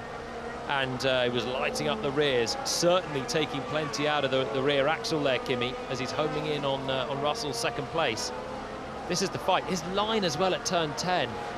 If you're Pete Bonington on the radio, I don't know how many times you can warn him about that track limits, but every time he goes through there, he carries so much speed in. It looks like he's sailing wide, but he just gets it onto that white line. Oliver Behrman on the brakes, takes 14th position. And makes his way through. And Lando race is having better pace over the whole stint than the cars ahead. I just did pace, so like I had to go with them, or I drop back and just go. So I can't do both, I'm afraid. So Norris wants to know if he's racing now or later with the Mercedes. There he is, behind the 2 Mercedes. You can see from that previous shot exactly that line for Antonelli out of turn 10. Once again, bang on the white line, maximising the track width. So if you go now, if Norris stays with the 2 Mercedes, he's going to be hurting his tyres. Does he play it patient? Does he drop back, save the tyres and hope that these guys fight with each other as they did earlier on and start to fall into trouble? And that would be Lando's chance of coming through for a podium. It seems there's a bit of indecision there between driver and pit wall. Looking at Lewis Hamilton, left-hand side of your picture.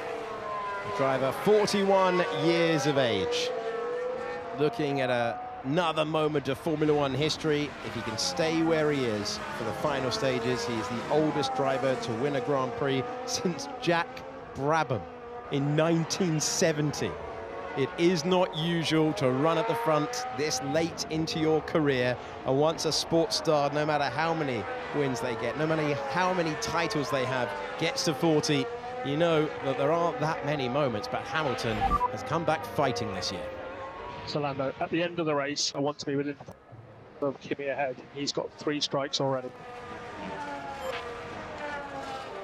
There was a dropout in the radio there, so I heard at the end of the race them referencing the 3 strikes. Did you pick up the middle part? Yeah, it's going to be stay within 5 seconds in case Kimi gets a penalty. Okay, well that answers his previous question about push now or push later. But he's going to be enticed very, very soon because Antonelli is getting ever closer to that 1 second window where he'll pick up a little bit more energy with overtake mode being enabled, and he can go hunting after George Russell again. So Norris is getting close to Antonelli on that.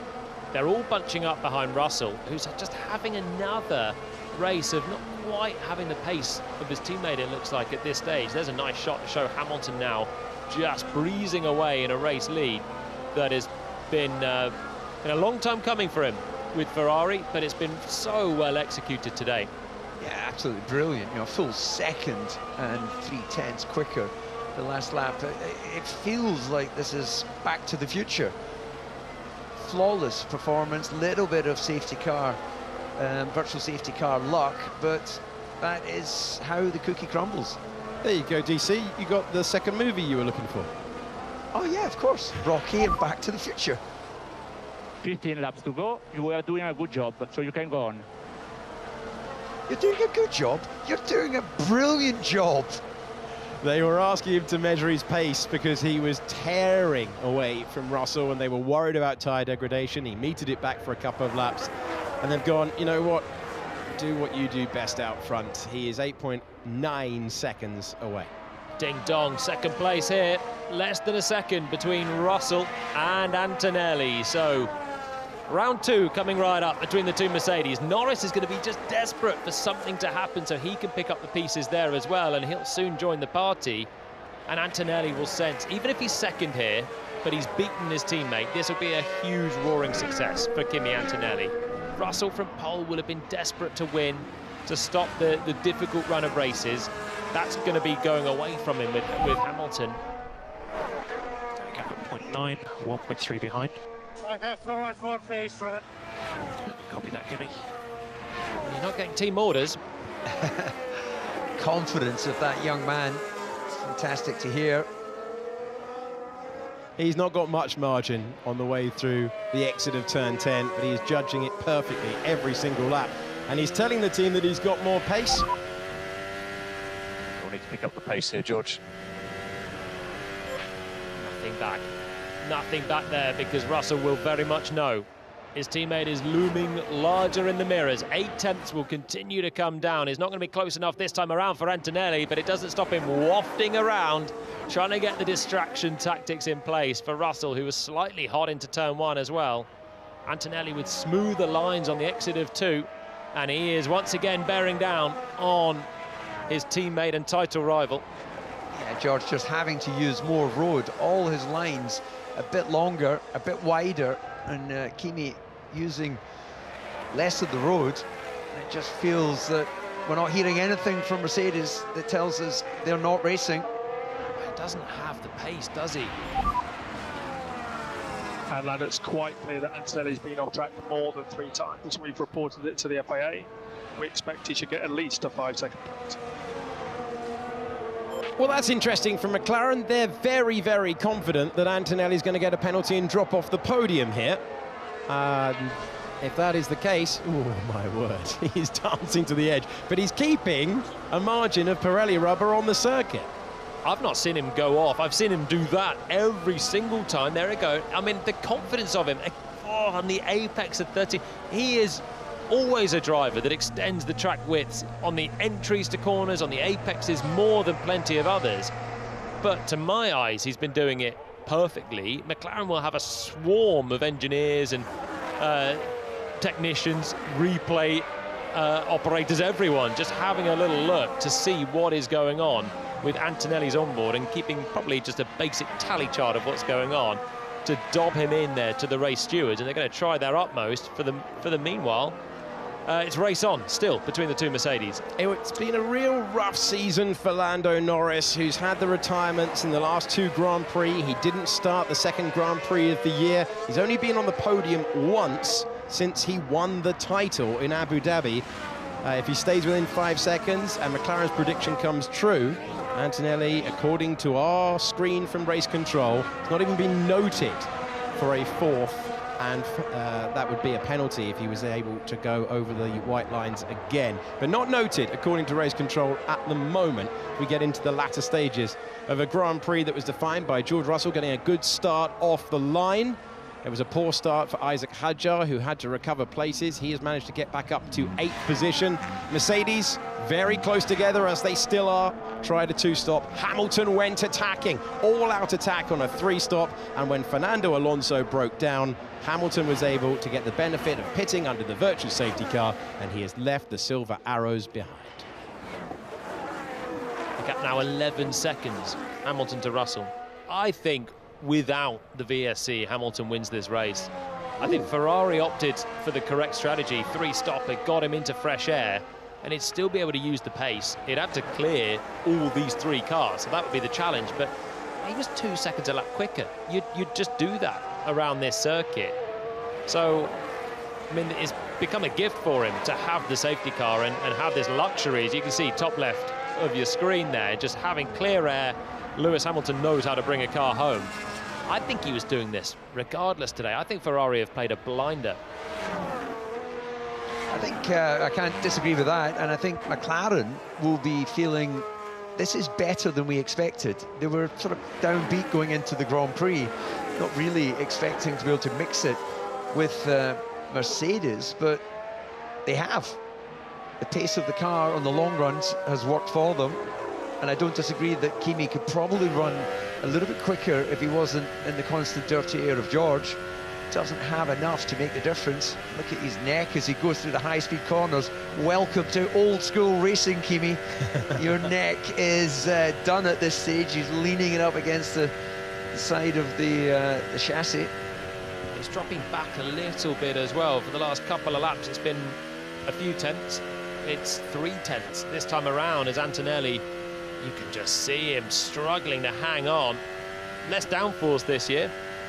Theoretically, slower through the fast stuff, but Antonelli quite clearly running out of neck strength towards the end of this. It's a brutal circuit with fast right-handers, and 56 laps into a Grand Prix, it's obviously making a difference here. You can see the way that he can carry his neck one side and not so well the other. Yeah, it'll be interesting to see here at 7. Not a really high-speed corner, but does he have to lean it in here as well? It's going the other way, though, isn't it? Yeah, the left-handers right-handers. they're easy. The right-handers, you've just got nothing left. I don't know about you, Jolene, but if I had to lean my head, then I really struggle to see the racetrack because it changed my perspective. Yeah, it is a different perspective. Your eyes are just focused on a slightly different point with a slightly different angle, and we're looking for millimetre perfect lines from Antonelli, the way that he's driving particularly. So that was going to be my next point. Right, he's clearly tiring in the cockpit. That seems to be the case. That's going more and more leaning out.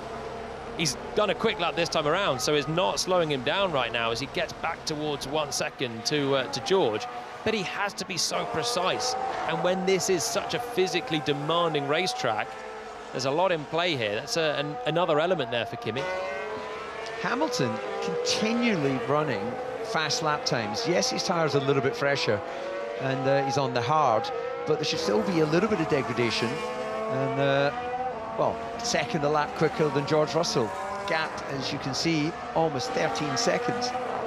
His last Grand Prix win was in Belgium 2024, but it came after the disqualification for George Russell. His last true Grand Prix victory, the extraordinary scenes at Silverstone in 2024, where all the British drivers led the race. Max Verstappen chased him all the way home. He's only 2 seconds away. It was an extraordinary wet, dry Grand Prix as well.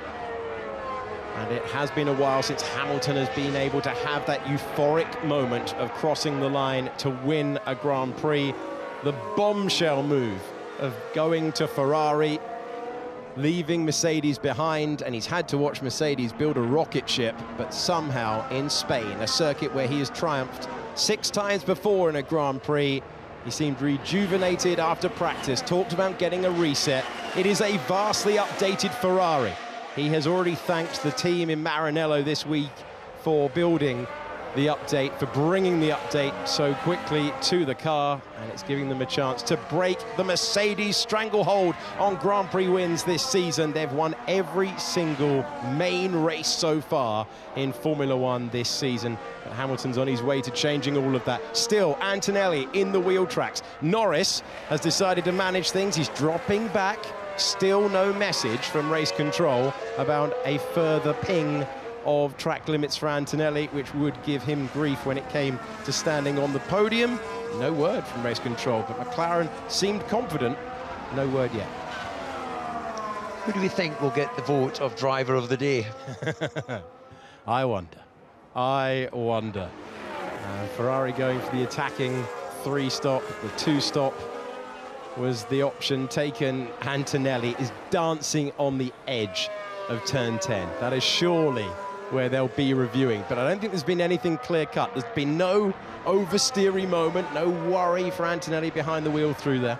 Closer again within the 1 second as he comes through the final turn. If round 2 was a score draw, this might be seconds out. Round 3 coming up here for the two Mercedes.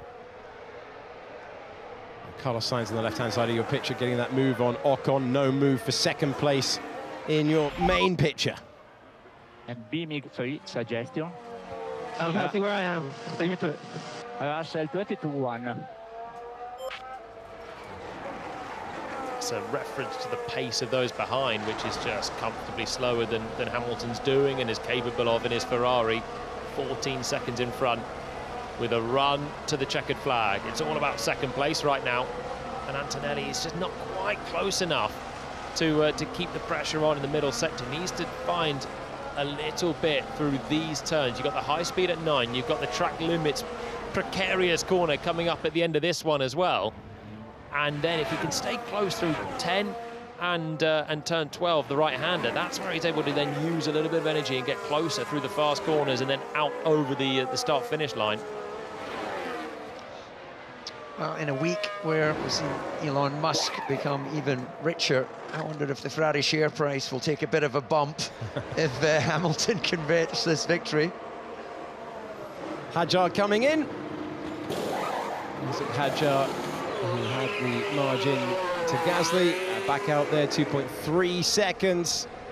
Russell knows this feeling from Canada, where for 30 laps of a couple of Grand Prix ago, Antonelli was right there, challenging him all the way. Antonelli was confident that in race trim, he would be the superior Mercedes driver, but it's one thing to say it, it's another thing to deliver it.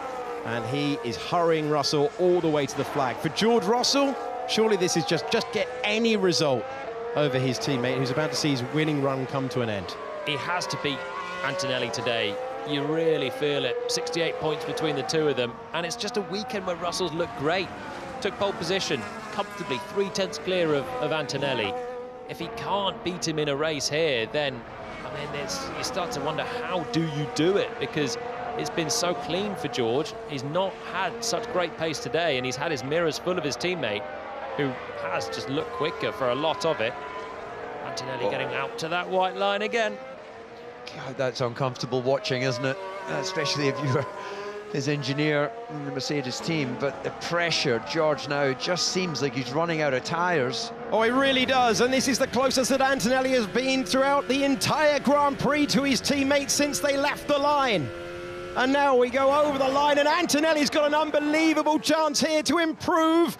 Russell chops across, the Mercedes separated by nothing. Antonelli gets ahead, and he moves up to second place in the Grand Prix to take more points out of George Russell, who's hanging it out around the outside of turn 3. There's no way by. Mercedes have history through this corner. Antonelli has the inside line, and Antonelli has passed his teammate for second place in the Grand Prix.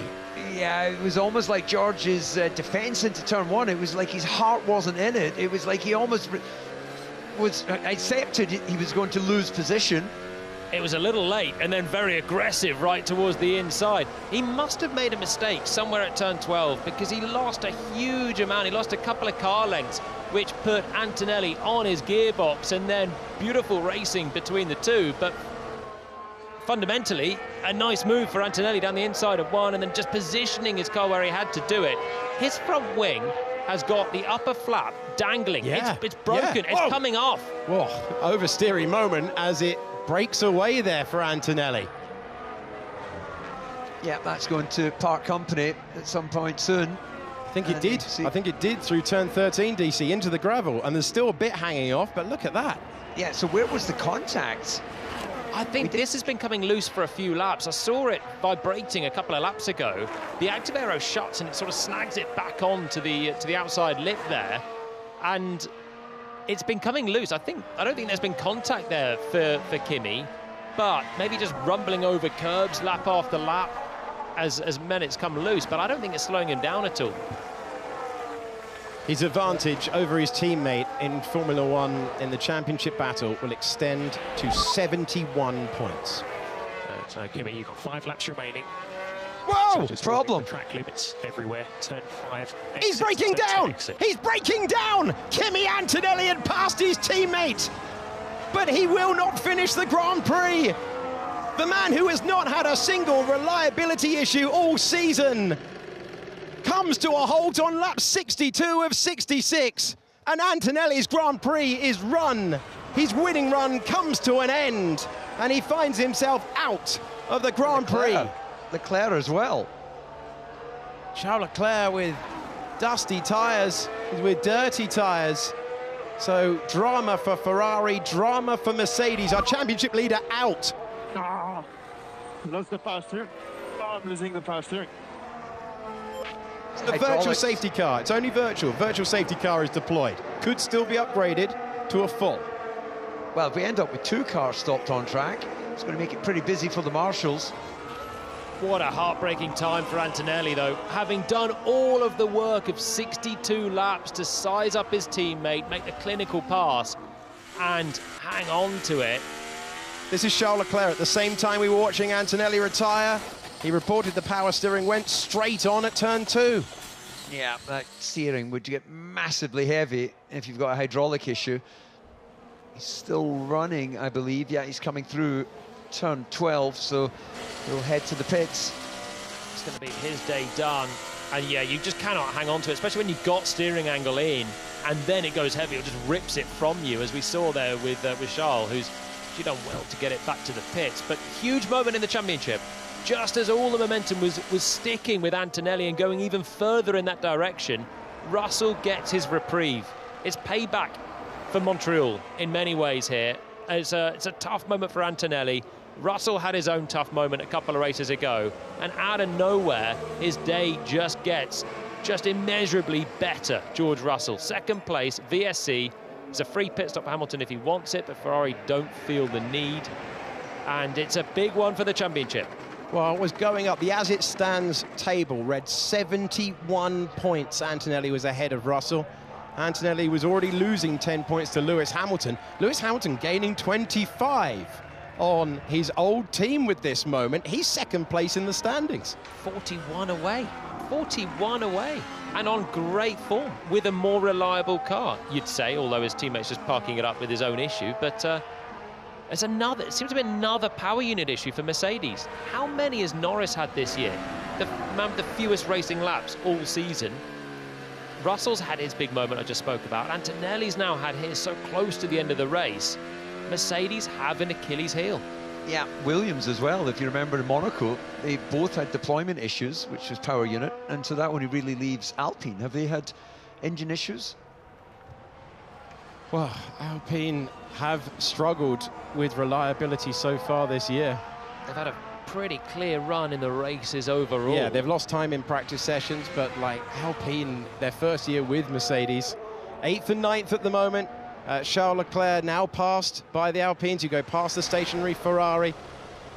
And this World Championship takes another twist on a dramatic day. Gasly up to 7th, Colapinto will be elevated, so will be Lawson, so will Lindblad to the points. Antonelli's flawless run, 5 Grand Prix wins in a row, unheard of in a season of a breakthrough victory for any driver in Formula One, finds his run ending, and he'd passed Russell to inflict more damage on his teammate in the championship, but instead Russell claws back 18 points, and Lewis Hamilton, who started from the front row, is on the penultimate lap of the race.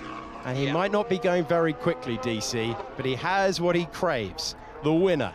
And Novak Djokovic is waving the checkered flag in a couple of tours' time for the 7-time champ. Yeah, and just looking at the angle, they were pushing Antonelli's car back into the barrier. I'm not even sure this will get a full restart.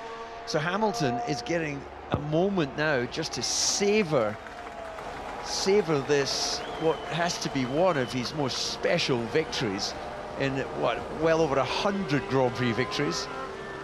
It is indeed 105 his total coming into today. I think this will be his sweetest. His first for Ferrari after the run of form that he's had to endure. It's nothing like Lewis Hamilton that we've come to know over the last 2 decades. But he's back, and it's going to be Just such a huge result for him, a boost to that already brimming confidence, and it's because it's so well deserved. He's not lucked into this. Yes, the safety car's played its part, but again, I think he's had the pace anyway to deliver. He did a great job to split the Mercedes in qualifying, started on the front row. Lewis Hamilton is back. Well, that's the thing with sports. It's not about past performance, it's about the performance right now. And right now, he's earned that place to be leading this Grand Prix, to be second in the Drivers' World Championship. It is really like turning back the clock, but in this moment, he has been brilliant. He comes over the line for a moment of history. 2.8 miles for Lewis Hamilton, who is getting the acclaim of the crowd. 6 times he has stood on the top step here, but he will be coaxing the Ferrari home now and celebrating every moment. Hamilton, who went aggressive, went for the 3-stop strategy, was always going to be in the fight for victory today, but it has been an immense drive. Look at what it means to the crowd to witness this. There are special occasions around here. 2016 was one where we had the youngest ever Formula One winner. This will be the oldest Formula One winner since 1970. Extraordinary. Hamilton kept the faith. Last year he was written off, and there were times where he was a doubter too. He said as much, and 30 years ago here, it was an all-time great, winning his first Grand Prix for Ferrari. Lewis Hamilton can hear the roars of the crowd. They'll stand up and applaud. An amazing moment. It's all just a little bit of history repeating, but make no mistake, it's more history for Hamilton. Lewis Hamilton wins a Grand Prix for Ferrari. His first Ferrari Grand Prix victory comes in Spain. 106 victories. The new record to beat in Formula One. A legend forged in silver resumes in red. Hamilton wins for McLaren, for Mercedes, and now Ferrari in Formula One. Russell claws back 18 points in the World Championship battle, and it's an all-British podium in Formula One for the first time since 1968. What a day of history for Hamilton in Formula One. Fred Vasseur, absolutely elated. How many times has Hamilton credited Vasseur as the reason that he joined the team? The bombshell move, no podium last year. His worst ever career year in Formula One a year ago. And wind on the clock. He's heading to the top step. What a race, what a moment. You could just see Fred just taking a moment to drink it in. Well done, Lewis, well done. Finally, you got you deserved the first year that we will always remember. Thank you. Congratulations with Jim. Good job. Woo! Ciao ragazzi. Grazie a tutti. I'm Maranello. Thank you so much. You helped me achieve this dream, and I can't thank you enough. Thank you for everyone pushing so hard back at home. I'm so proud of you. And to my family, I love you. And to the fans, thank you for continuing to remind me who I am. Couldn't have done this without you. Grazie. Grazie a te, Luis. When a sporting icon gets to 40, you just don't know how many times you're going to see a moment of magic. That middle stint where he just eroded the Mercedes advantage. Absolutely the Hamilton that we used to see in Formula One, and he continued it all the way to the flag. All right, there was the timing of the virtual safety car, but I've got people from the paddock messaging me saying they think he'd have won anyway. What say you, Jolyon Palmer? I think he had it. I think Ferrari called this one beautifully. Let's go! For the Ferrari! For the Ferrari! Guys, thank you for those great pit stops as well. Sorry I keep talking. I'm so proud of you. Thank you. He's so in sync with them now, isn't he? The difference 12 months makes. I think the driver did a beautiful job. Lewis was absolutely hungry for it, executed exquisite laps, and I think he would have done it anyway. I think Ferrari are a revolutionary force this year. It's not going Charles Leclerc's way at the moment. It's all Lewis Hamilton, and they have upgrades this weekend that have worked. Is it impossible to think that this could be now a season-long challenge from Hamilton? 2 years ago, Ferrari brought updates to the car, and it cost them. It didn't work. 1 year on, they went the wrong direction with the car's design. 2 years on, Hamilton has taken them to the top step. The first team to win a Grand Prix this year that isn't Mercedes is Ferrari. And that bombshell move when no one expected it, the press release was one line. It said Lewis Hamilton would be joining the team. And then to follow it up with 2025, where he seemed to doubt it, 2026 brings the win. What a moment. And Kimi Antonelli has made his way down to Parc Ferme. All the emotions that he must be feeling, having seen so many points slip through his fingers, but that's the respect between the man with 7 titles and the man that replaced him at Mercedes, the young and the old, embracing for what is a huge moment.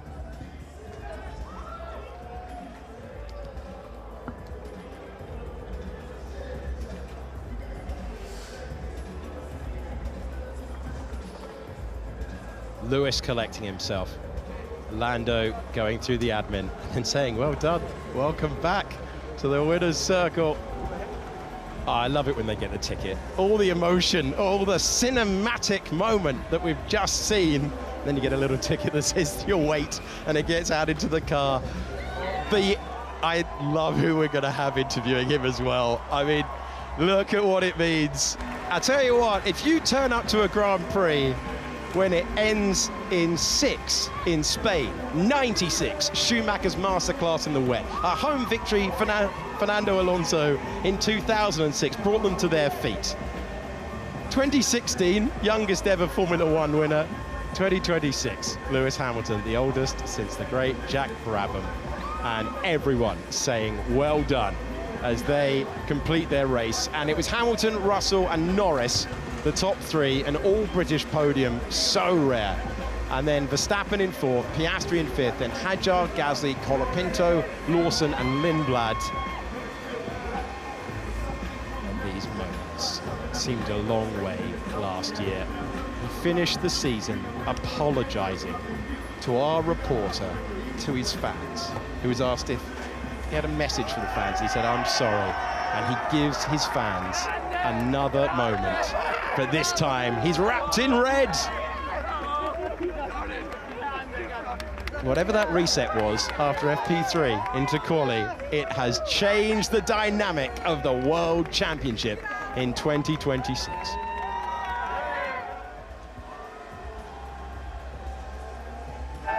It's incredible scenes, isn't it? All of the emotion that's gone into Lewis Hamilton's time with Ferrari. There he is, Fred Vasseur.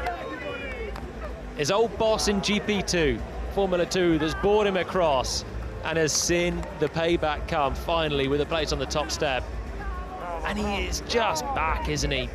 When Hamilton gets to the front of a race, you know he's going to bring it home. You know he can execute it. He's done it so many times before. I just feel like it's not the last we're going to see of it now, because this is a sustained run from him as well. This was not a flash in the pan. Lewis Hamilton taking a moment to gather himself together. Esteban Ocon saying well done. All of the drivers have said well done. His mechanics, his engineers, his team principal. Nico Rosberg still waiting down there to speak to the top 3, but this is a big old celebration.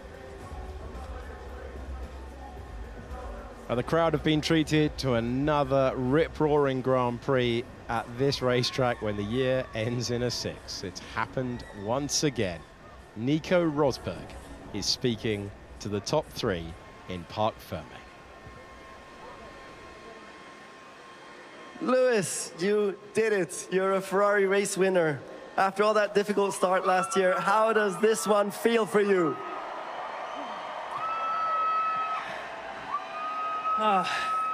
First, I have to start and say a huge grazie to everyone here, my team here, Ferrari, everyone back at the factory, Fred for believing in me and bringing me to this team.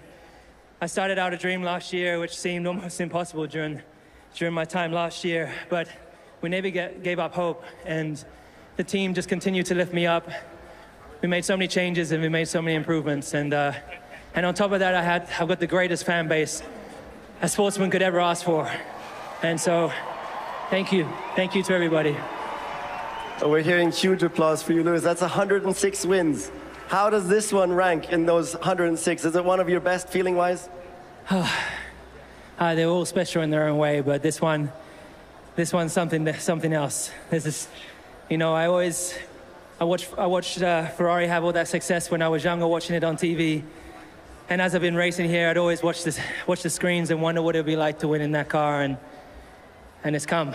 And everyone works so hard for it. Everyone truly deserves it. So I'm forever grateful to them. And this is just the first, I hope, of many. But great pit stops today, great strategy. The car felt fantastic. And yeah, Forza Ferrari.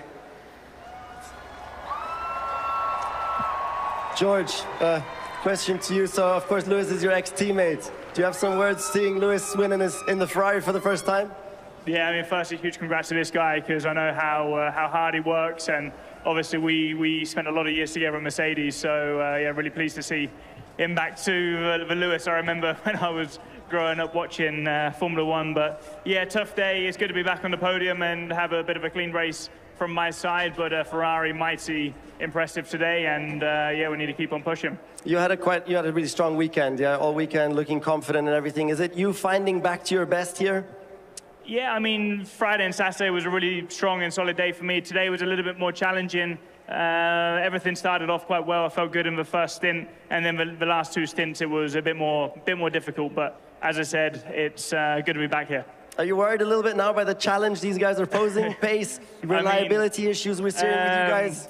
Yeah, I mean, yesterday was a real surprise for us in the team, and then the pace today was insane from Lewis. So, yeah, they're coming, I think. Lando, P3 for you. Great race pace. I mean, yesterday qualifying was a bit difficult, but today was awesome out there, right? Yeah, I guess first of all, I want to congratulate Lewis. Nice to see him back on top, you know, so I'm very happy for you, mate. Yeah, it was a tough race. I did my best to keep up with these guys, but too quick. So we stayed there. We gave ourselves a chance if anything happened, and we obviously got a bit lucky with Antonelli going out, but otherwise, very happy for the team, very happy to be back on the podium. So a good day for us. There's only a little bit missing now to really challenge for the wins. What do you think needs to still come? Didn't hear a word you said. What's missing still to win? You know, you're coming closer to them. You're close in the race today. What do you still need to deliver to get that win soon? Just a little bit of everything at the minute. We're doing a good job as a team. I think we're making good progress, but these guys are just doing a better job. So we have to give credits to them and admit that to ourselves, that we got to keep working hard. We got to keep putting in the effort. But the whole team are doing it. So I'm very happy with them, but we just got to keep our heads down and keep working, and we'll be there soon. It's a special day for Great Britain, by the way, because the last all-British podium was 1968, long time ago. So that's pretty incredible. So congrats to that. Well done, boys. Lewis, back to you. Where's all this confidence now coming from? I mean, you're flying out there today. I think I'm just working my way back to my center, and I've got great prep. I've trained so hard to be here today. There's so much work that I'm doing in the background, but also, again, just as I said, the team are giving me that confidence with the changes that we've made, believing in and trusting in the decisions and the things that I've asked for, and we're slowly starting to see this just all come together, and you know, and I'm just happy in my life, you know. So I'm in a good place. I love doing what I do. There's no greater feeling than racing a Formula 1 car. Does that mean it's game on for the championship? No points for Kimi today. You made up 25. Is that what you're saying? I definitely will take it. It's a long way to go, and they still have great pace, as you can see. But we're going to keep working. We're going to keep trying to close that gap. It's not over, that's for sure. Awesome. So we're in for a good one this year. Thanks a lot, everybody. See you in Austria.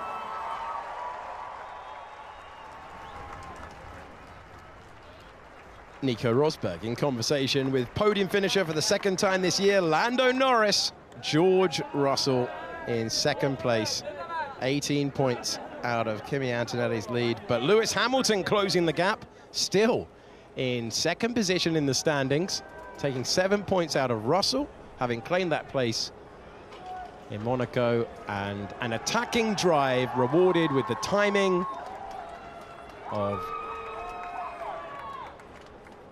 the virtual safety car. So he didn't attack through at the end like he would have done, but Hamilton will not care one iota. A superb drive to take him to win number 106 in Formula One. An amazing moment. Ferrari celebrating their newest winner. Had a taste of it in Shanghai last year with the sprint win, but the Grand Prix trophy is the one they all claim. And when he was on his haunches, drinking in the moment, you know when a driver who's won over 100 Grand Prix is in that position, exhausted, exuberant, you know what it means. And his winning story started in 2007. It continues in 2026.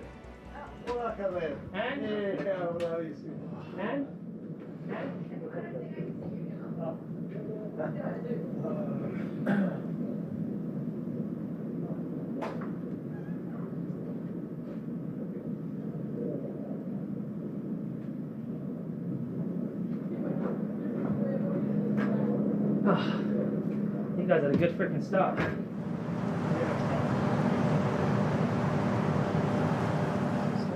Yeah, first time to see them races today.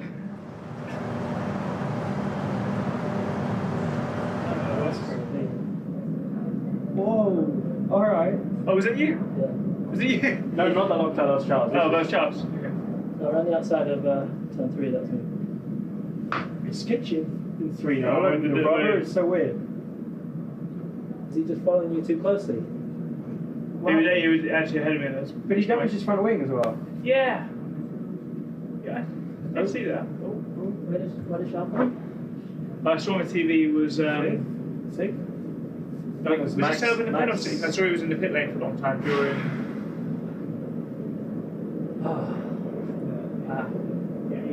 Congrats, mate. Freaking heck. That safety car came with all the idiots having a good time. Yeah, you were fast. You were pretty much on it.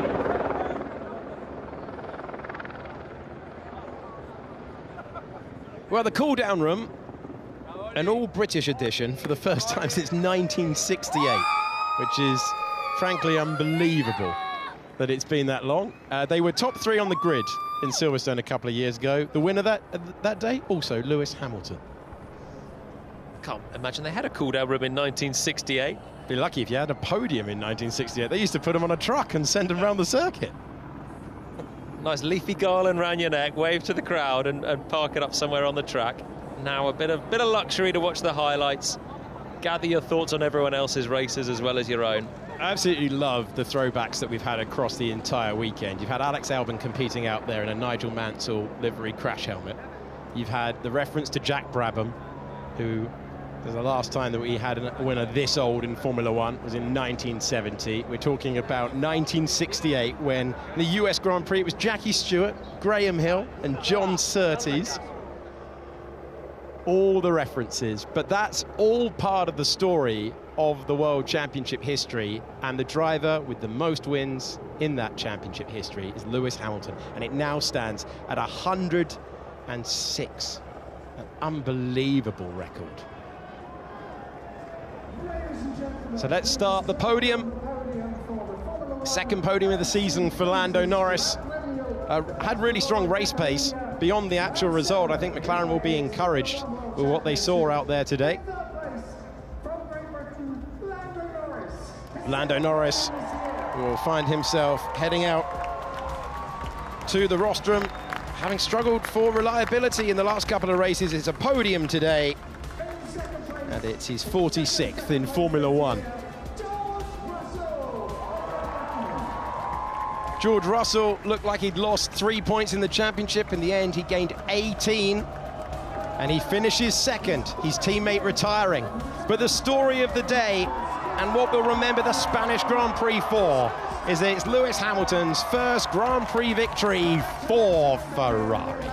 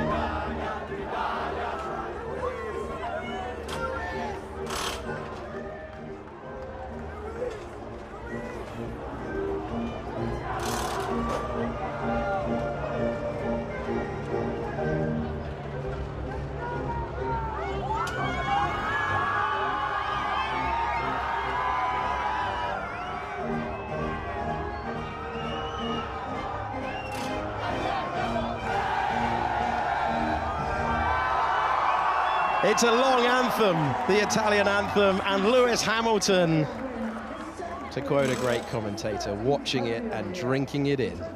You could tell he was staring intently to his sea of red mechanics, and he throws the trophy in the air. And look at that. Like his first. Rejuvenated on the timing page yesterday, restored to the top step today, and the gold medal to go with it. Win number 105 came after the race. Win number 106, one of his sweetest Formula One victories. We're settled in the stewards' room back in Spa 2024, so this is the first time since Silverstone 2024 that he has been able to celebrate on the top step. Look at that moment. For Carlo Santi, brought in to be Lewis Hamilton's race engineer, and 7 Grand Prix in, he is hoisting the Constructors' Trophy aloft. George Russell knows there's work to do to find the ultimate pace, but ultimately he needed a break on the evidence of previous races, and he got one late on. And he had a podium finish in Miami. He's got a podium finish in Barcelona. Lando Norris completing an all-British podium, the first one since 1968. And we're talking about moments long ago. Lewis Hamilton's name will echo long, long into the future. He is the driver to beat when it comes to wins in Formula One, and you've got to match 106 after today. Driver and race engineer combination on the podium, and George Russell dousing his old teammate in champagne, the reigning champion up there as well. And the symbolic moment of Fred Vasseur sending up Carlo Santi, and Hamilton almost reaching over the wires of the podium to celebrate with his massed team beneath the rostrum.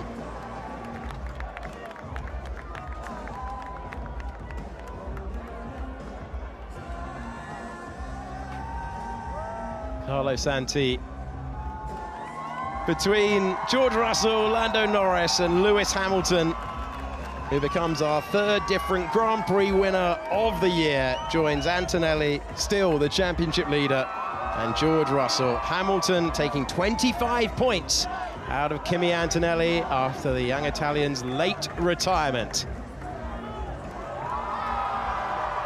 And DC said it was like a movie. For a long time, it looked like The Usual Suspects, but in the end, it turned into Back to the Future. Hamilton winning with McLaren, with Mercedes, and now with Ferrari in Grand Prix in Formula One. An extraordinary race of strategy, of fighting, of overtaking, and in the end, a historic result. Lewis Hamilton with Grand Prix win number 106. George Russell looked like it was more damage in the championship in the end. 2nd place for him, a retirement for Kimi Antonelli late on. Means it's the first all-British podium since 1968. Max Verstappen in 4th, and it was Hadjar in 6th. Ahead of him was Oscar Piastri, P5. And then we had Gasly, Colapinto, Lawson, Navid Lindblad scoring another point in his rookie season. Alpine will be pleased with the double-point score after struggling earlier in the weekend. Hadjar recovering places after a tough first lap. Gabriel Bortoleto just misses out in 11th, and it's Sainz 12th at his home event. Esteban Ocon in 13th ahead of Sergio Perez. Charles Leclerc still classified. He had a power steering failure. Kimi Antonelli's car just switched off according to the team. That's in 16th. Behrman was in 17th. The retirements were Albon, Alonso and Hülkenberg, along with Valtteri Bottas. And early on, it was a gearbox issue for Lance Stroll. To the championship, And it's a reworked championship after that dramatic late retirement for Kimi Antonelli. Lewis Hamilton now on 115 points, George Russell on 106, and then it is Charles Leclerc, who did not score points today. Lando Norris, 15 for him in third. Then it's Piastri, Verstappen, Gasly, Hadjar, and Liam Lawson, P10 for Racing Bulls. Franco Colapinto in 11th, and then Behrman in 12th, Arvid Lindblad in 13th. And then it's Sainz, Albon, Ocon, and Bortoletto. Alonso, the last point scorer on the board. Hulkenberg looked like he was having a strong day, but he retired. He's in 19th, and it's Bottas in 20th. And the final two places are occupied by Sergio Perez and Lance Stroll. To the Constructors' Championship.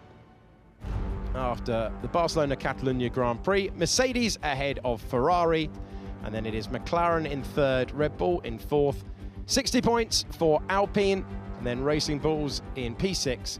It's Haas, then Williams, Audi on 2 points, Aston Martin on 1, and Cadillac still yet to trouble the top 10 by the end of the Grand Prix. Oh, what a day it has been for Formula One. The Mercedes pair were fighting, but Lewis Hamilton went aggressive. They chose a 2-stop, he chose a 3. And when his old teammate Fernando Alonso broke down, it was a clear track all the way to Grand Prix victory 106, his first with Ferrari. We'll see you when Formula One returns. Goodbye.